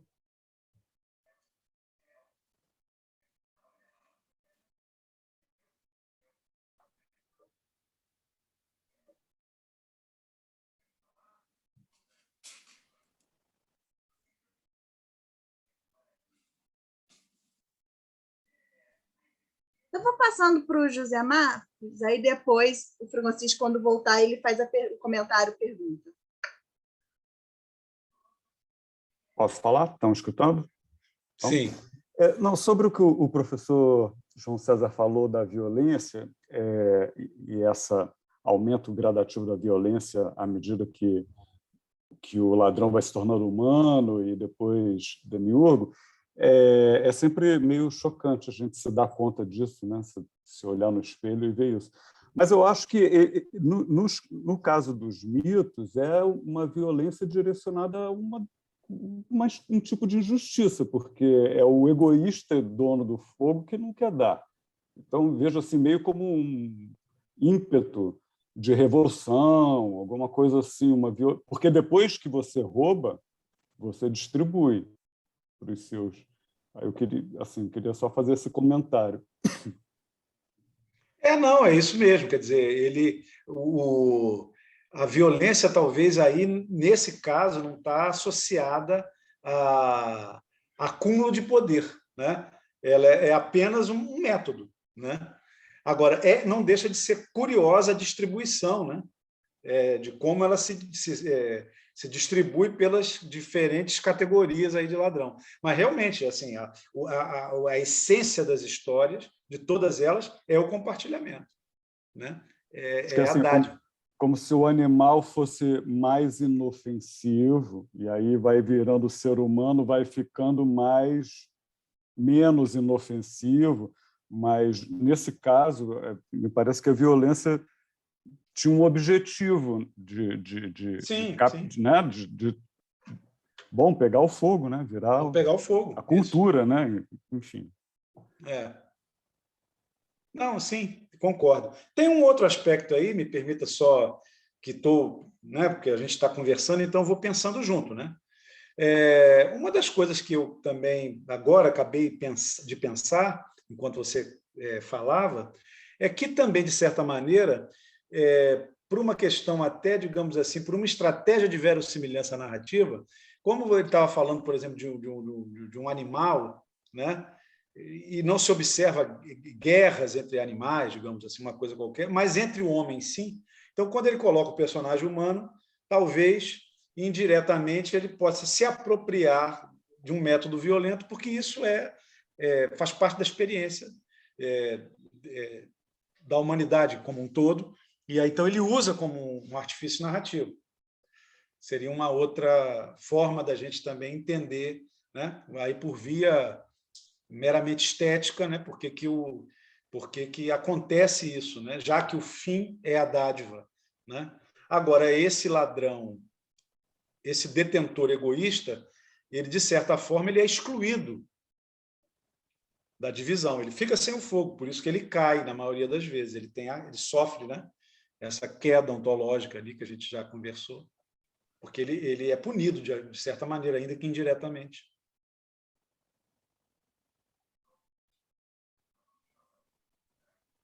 Francisco?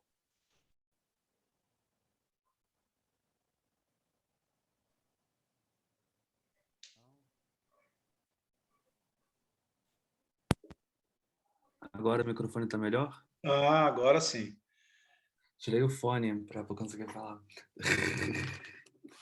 Ô Mussa, eu fiz um curso aqui contigo, acho que mais ou menos 2 anos atrás, também na Sim, casa... me lembro bem de você. Nós nos encontramos no Bracarense, tomamos chopp. Obrigado. É que, lendo essa parte do livro, falando dos seres alados, eu me lembrei de uma coisa que você falou naquele curso que era das senhoras do candomblé, e que eram as Sim. antigas donas do mundo, não é? Aí tem alguma relação nessa questão do fogo com as senhoras, com o matriarcado, com algum desses ritos? Eu não consegui fazer essa relação, porque no caso, por exemplo, no caso desse especificamente mito iorubá, né, não existe uma relação das donas do fogo, quer dizer, das senhoras, donas de pássaros, com o fogo, né? O fogo está ligado a uma outra personagem, que é um personagem chamado Aroni, que é o Saci Pererê africano. É um homem de... Às vezes ele é considerado só metade homem, né? Quer dizer, metade mesmo, né? Ele só tem um lado do corpo. Então, uma perna, um braço, metade da cabeça, metade do tronco.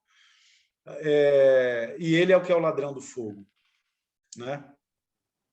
E está ligado mais ao San, que é o orixá das folhas e tal. Não entendo exatamente por quê, porque também não conheço uma versão muito grande desse mito aí, tanto é que eu nem coloquei, eu acho, né? Eu botei só num caso lá, pequeno, não me lembro.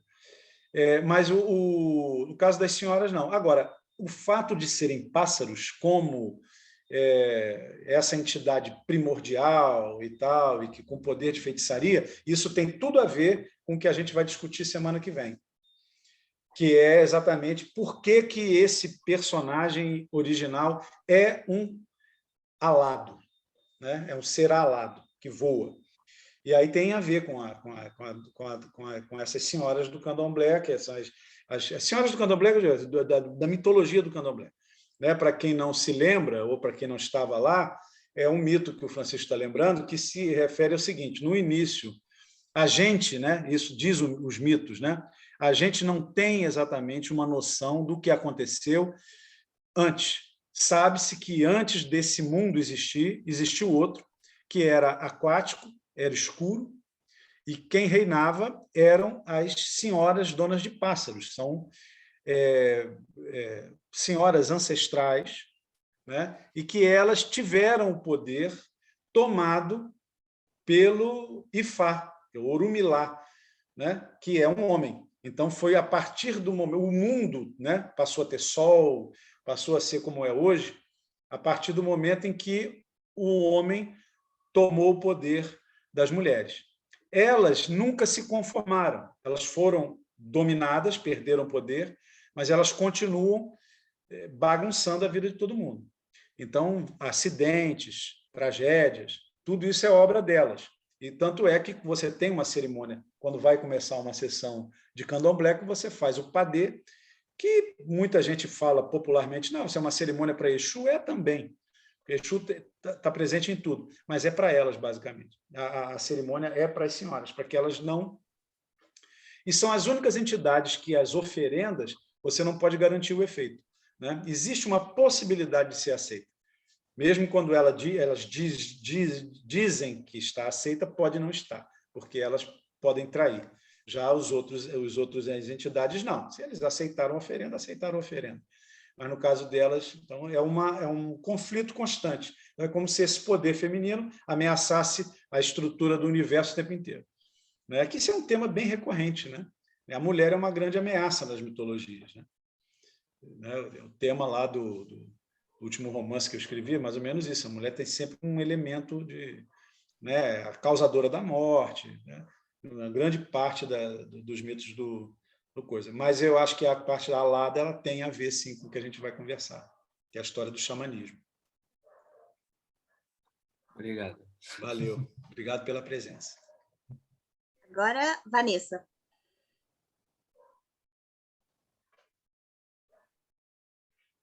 Ah, tá.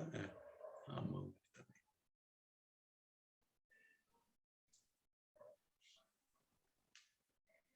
Como foi a Vanessa a primeira pergunta, aí ela aproveita e já emenda a pergunta que ela escreveu no chat e a pergunta que ela vai fazer orar. Pode ir, Vanessa. O microfone está fechado.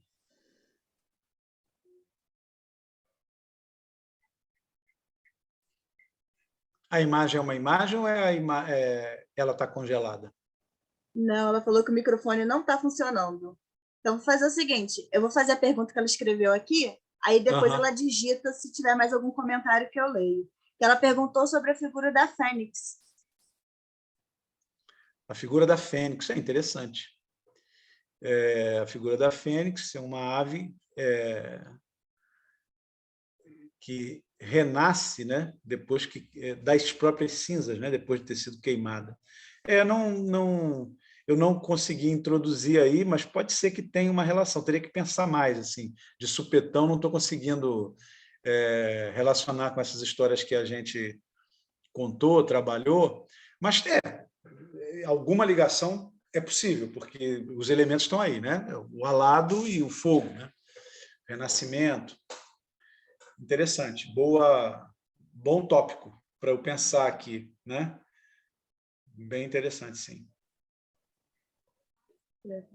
Aí depois a Bluma faz um comentário. O aspecto da doação, da dádiva compartilhada da comunhão é belíssimo. E seguindo pelos comentários, a Simone disse que o capítulo foi fantástico. Ah, muito obrigado. Aí a Débora escreve: essa conclusão sobre o fogo doado ou roubado ser sempre compartilhado é muito bonita. Inclusive, a ideia do fogo como direito coletivo parece ser um ponto primordial que nos humaniza. Não sei se é possível fazer essa afirmação. Achei o capítulo muito interessante.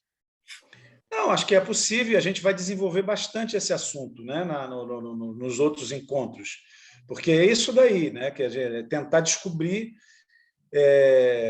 isso. Os mitólogos mesmo, muitos antropólogos dizem isso, né, o mito às vezes não está falando daquilo que está na superfície da narrativa. Ele fala de como nós, quando lemos às vezes um romance, não estamos lendo só a superfície da narrativa. Você está lendo muitas outras coisas, né? Os bons leitores, né? Você lê muitas coisas num livro, né? Você não lê só a história, né? Então, assim, nos mitos também é o mesmo fenômeno. Por isso que também justifica isso que a gente está dizendo, essa técnica de narrar, inclusive com subtexto, entrelinhas, etc., etc., isso é coisa muito antiga. E isso aí a gente vai desenvolver bastante lá. A ideia da dádiva, ela é fundamental. Ela é o assunto. Aí depois a Bluma comenta: os deuses gregos eram extremamente violentos também. Tem a ver com o que estava comentando na hora. Uhum. A Stephanie, ao mesmo tempo que compartilha, é punitiva. Aí a Vanessa faz um comentário para o João. João, quando você diz que o fogo produzido implica uma o homem se afasta da natureza por emulação?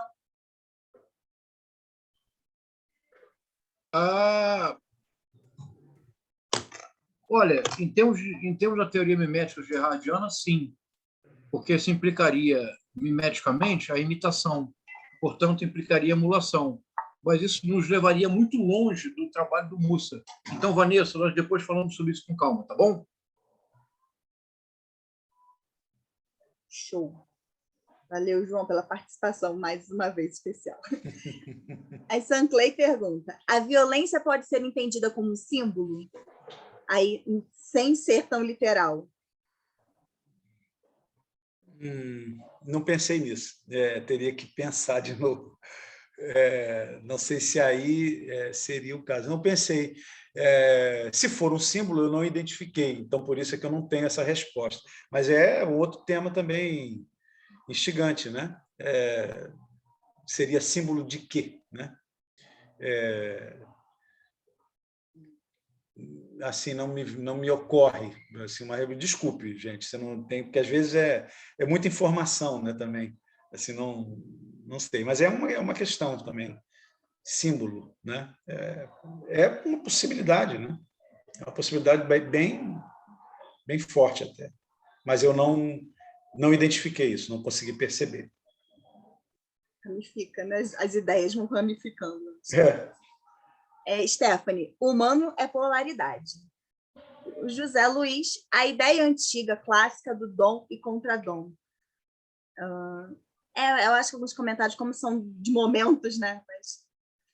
Não, acho que está se referindo à teoria do dom mesmo do Marcel Mauss, né? Não sei se se pronuncia assim. É assim mesmo, João? Mauss. É isso? Marcel Mauss, isso. Mauss, isso, né? Que nem Strauss, né? Pois é. Então, ele tem esse livro que é o Dom, né? Ou a Dádiva, conforme seja a tradução,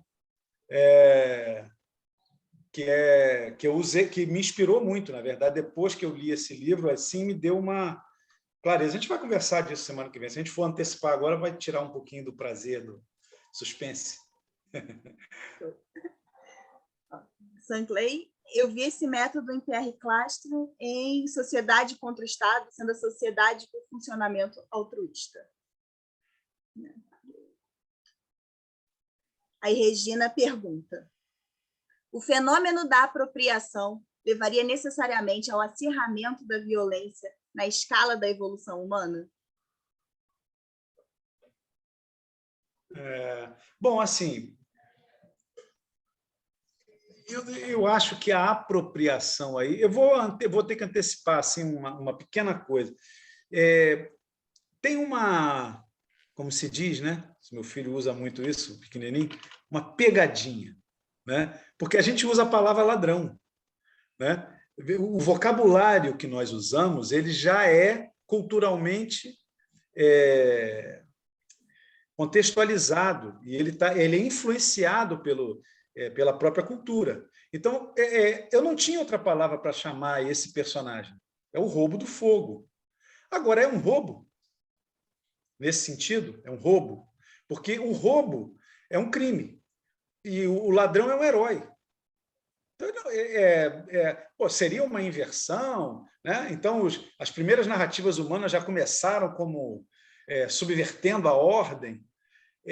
Eu acho que não dá para a gente ter, talvez o vocábulo da época não fosse roubo. Você não tem a noção exata de propriedade.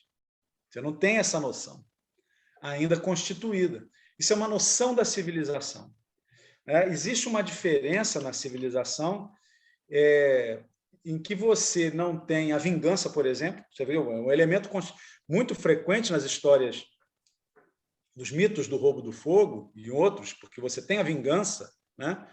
Mas o que faz a civilização? Ela elimina a vingança. A vingança também é proibida.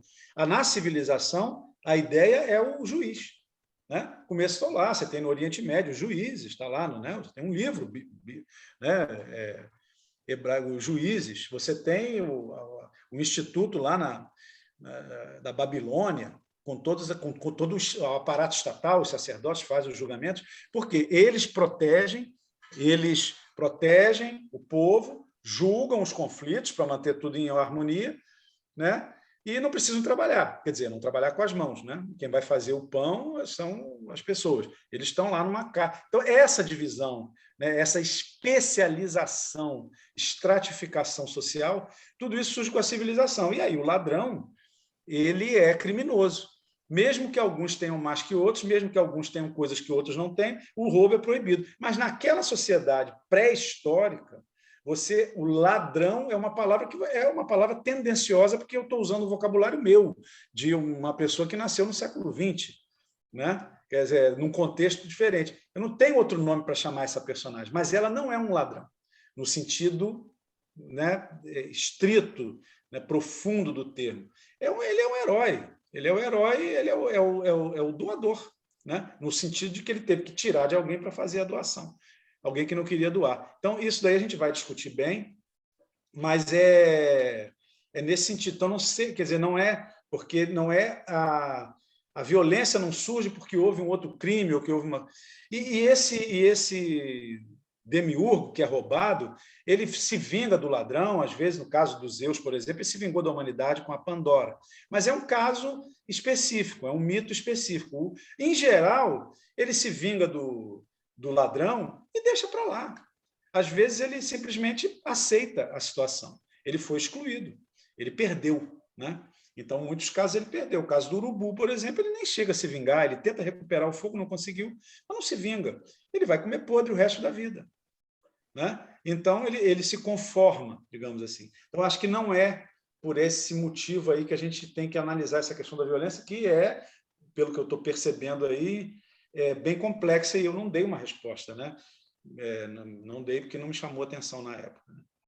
Não sei se eu encontraria a resposta, não sei se eu vou encontrar um dia, né? Mas nem sempre a gente encontra respostas, né? Mas é uma questão interessante de reflexão. Pergunta da Vanessa.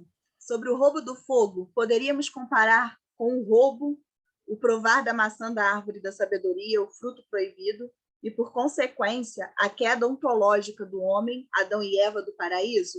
E aqui a figura da serpente intermediando o roubo. Pode.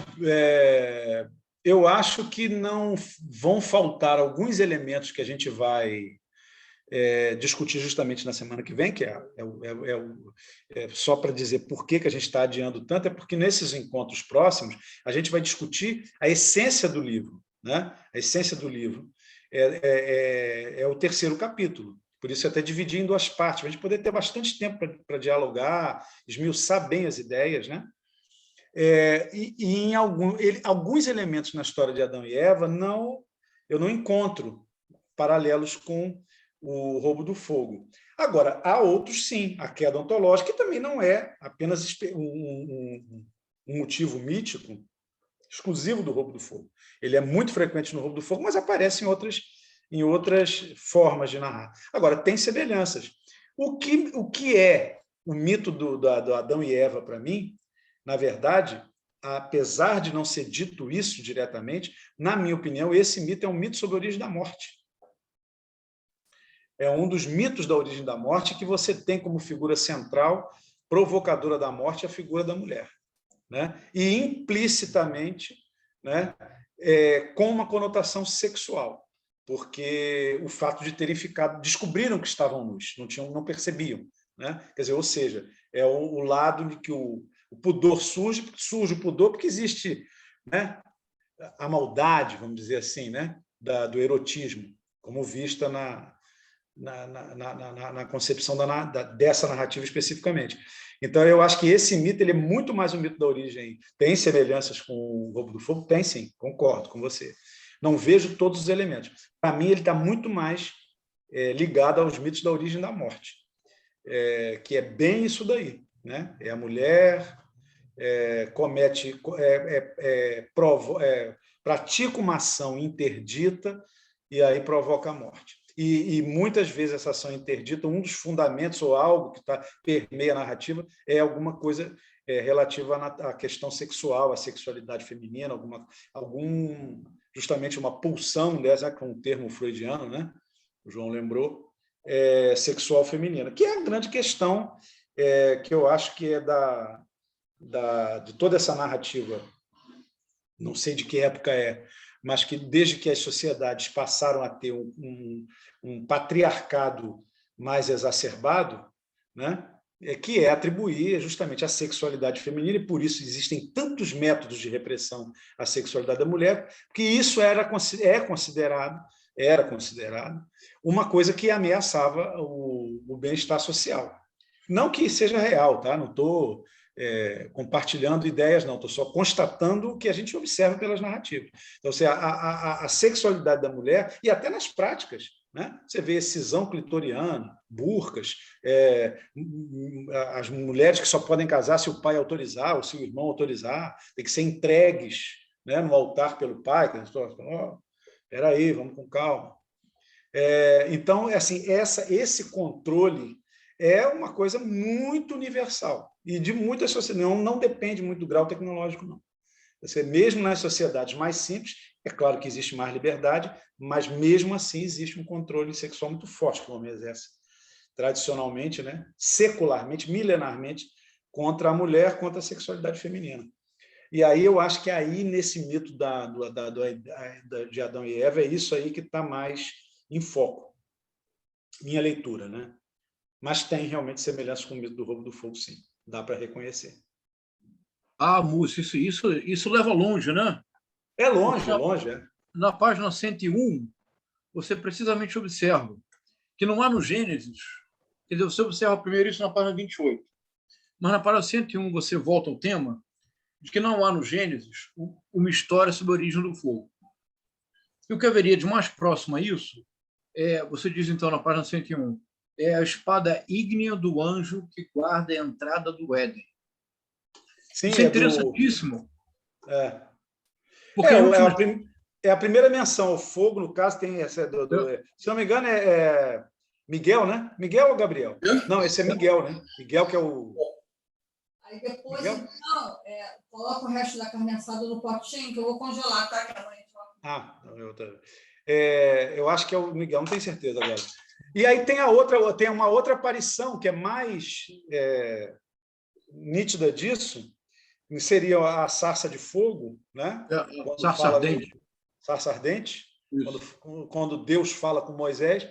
Mas existe uma menção indireta, e se eu faço que nessa coisa da origem alta, no mito da Torre de Babel, né? Que é uma inversão do roubo do fogo.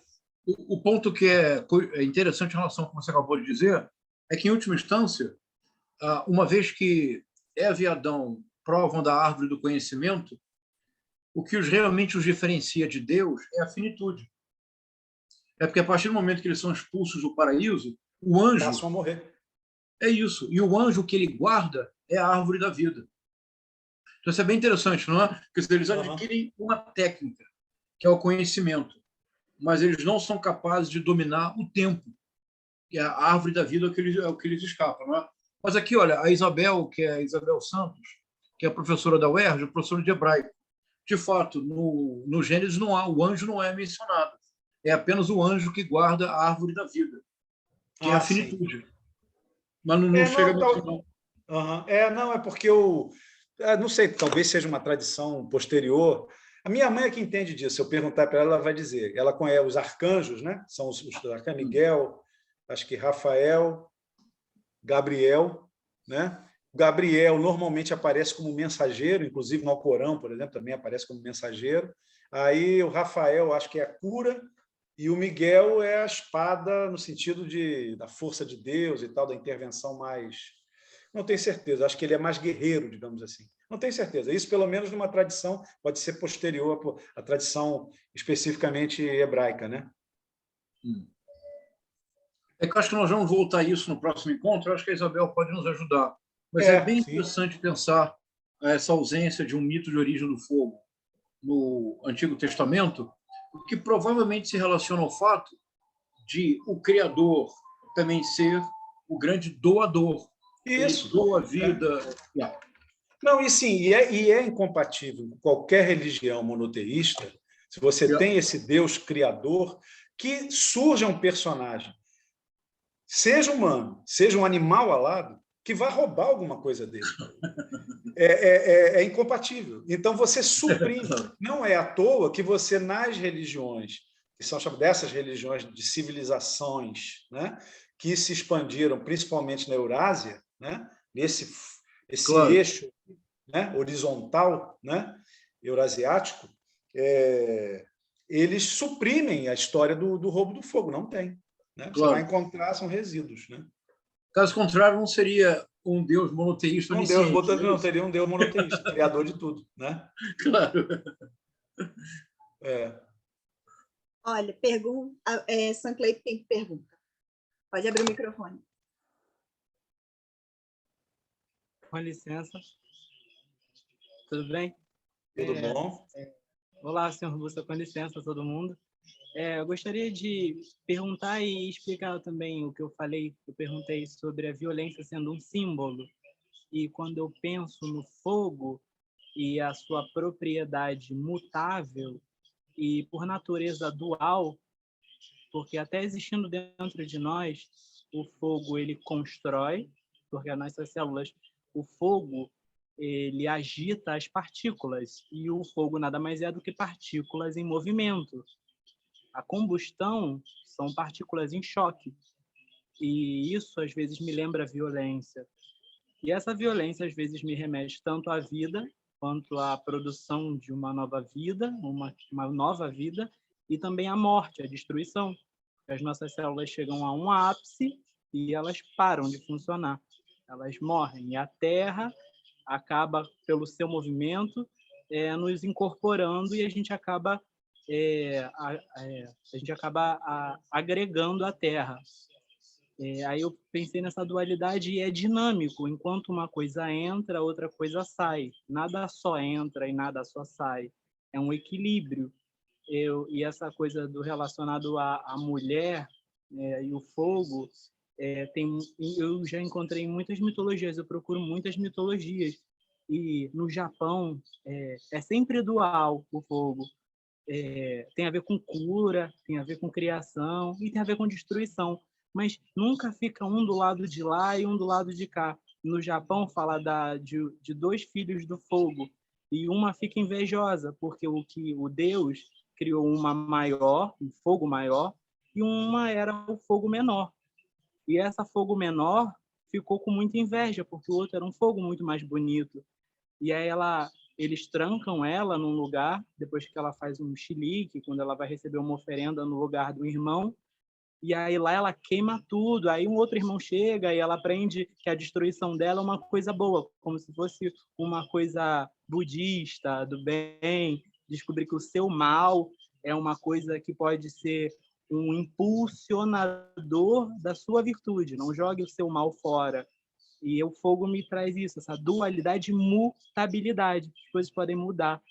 Eu perguntei da violência, e violência, fogo, agitação, dinamismo, partículas em choque acabam me lembrando, porque as civilizações antigas tinham muita ciência e civilização, eles não são ingênuos. Achei muito legal. O livro do senhor está me instigando muito. Muito obrigado. Com licença. Não, obrigado. Não precisa me chamar de senhor, não. Não, esse é interessante, né? Você falou do mitologia japonesa, essa história que você contou eu não me lembro bem, mas tem logo no início do Kojiki, né? Do Kojiki japonês lá, o nascimento dos 8 kamis, né? Que eles chamam, que são os deuses, né?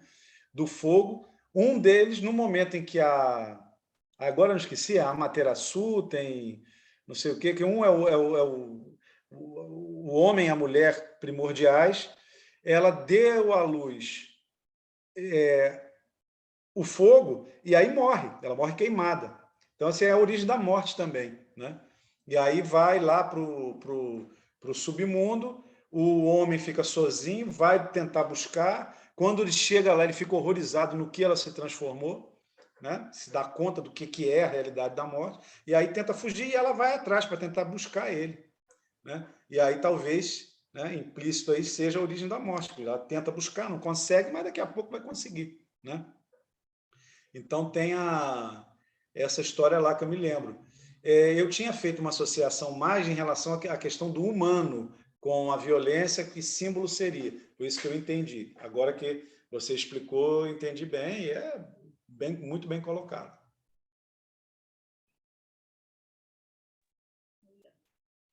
O José Luiz confirmou aquela questão da dádiva, né? Sim, isso mesmo, professor, quando falavam sobre a dádiva como algo de interesse. Aí depois a Bluma fez um seguinte comentário: justiça seria a abdicação da vingança, a resolução dos conflitos por uma mediação que estabeleça compensação e ou punição. Aí a própria Bluma comenta a ideia da distribuição, do compartilhamento da dádiva. evoca a própria tendência que o fogo tem de se propagar, dadas as condições para tal. Aí a Isabel comenta, faz aqueles comentários em relação ao nome dos anjos, né? Miguel, anjo guerreiro. Miguel significa quem é como Deus, tem uma ideia de poder. Gabriel é o mensageiro, porque é citado no Novo Testamento, levando a mensagem a Maria. E a Bluma, último comentário, tanto no Gênesis quanto na mitologia grega, o ser humano é severamente punido quando pretende equiparar-se à divindade ou às divindades. Esses foram os comentários de hoje. É isso aí. Sanclay, né, fez mais um comentário. Dragões são relacionados ao fogo e são alados, lembrei-me. Isso, exatamente. Isso. Mais algum comentário, moça? Não, assim, essas observações acho que não foram perguntas, são comentários pertinentes, né? Então, né, que a gente vai sempre percebendo que também não percebe tudo, né? Nós temos uma limitação natural. Então, assim, é claro que é isso, o que faz mesmo o conhecimento é um assunto posto na mesa e as pessoas vão discutindo, vão elaborando e aí o conhecimento vai aumentando. Mas assim, é muita coisa que eu não percebi, né? Não comentei porque não vi. Não é porque não vi relevância, porque relevância tem, é que eu não percebi mesmo, né? Que havia aí uma importância e todos vocês estão me apontando para essas coisas, né? Isso é muito enriquecedor, é bom. Diálogo. Então, mais alguém gostaria de fazer algum comentário? João? Não, só agradecer muito ao Mussa pela interessantíssima discussão. Eu acho que o terceiro capítulo vai pegar fogo, Mussa. Tomara. Tem que pegar, né? Senão a gente não justifica o curso, né? Bom, foi dividido em 2, né? Foi dividido em 2 aulas. Para dar tempo dos bombeiros chegarem, né? Então, gente, bom, uma boa... Oi, fale. Desculpa. Não, então eu pensei, já que a gente está se despedindo, aproveitar para agradecer a presença de todos vocês mais uma vez, né? Inês, sempre com suporte, a simpatia, o carinho de sempre. João, um grande anfitrião aí, e a todos vocês que estão aí. Muito obrigado. Até a próxima quinta-feira. Muito obrigado, Mussa. Para nós é um privilégio. Boa noite. Valeu. Obrigada a todo mundo que está presente, principalmente ao Mussa. João, valeu também pela presença. E até semana que vem. Pô, qualquer coisa é só me escrever.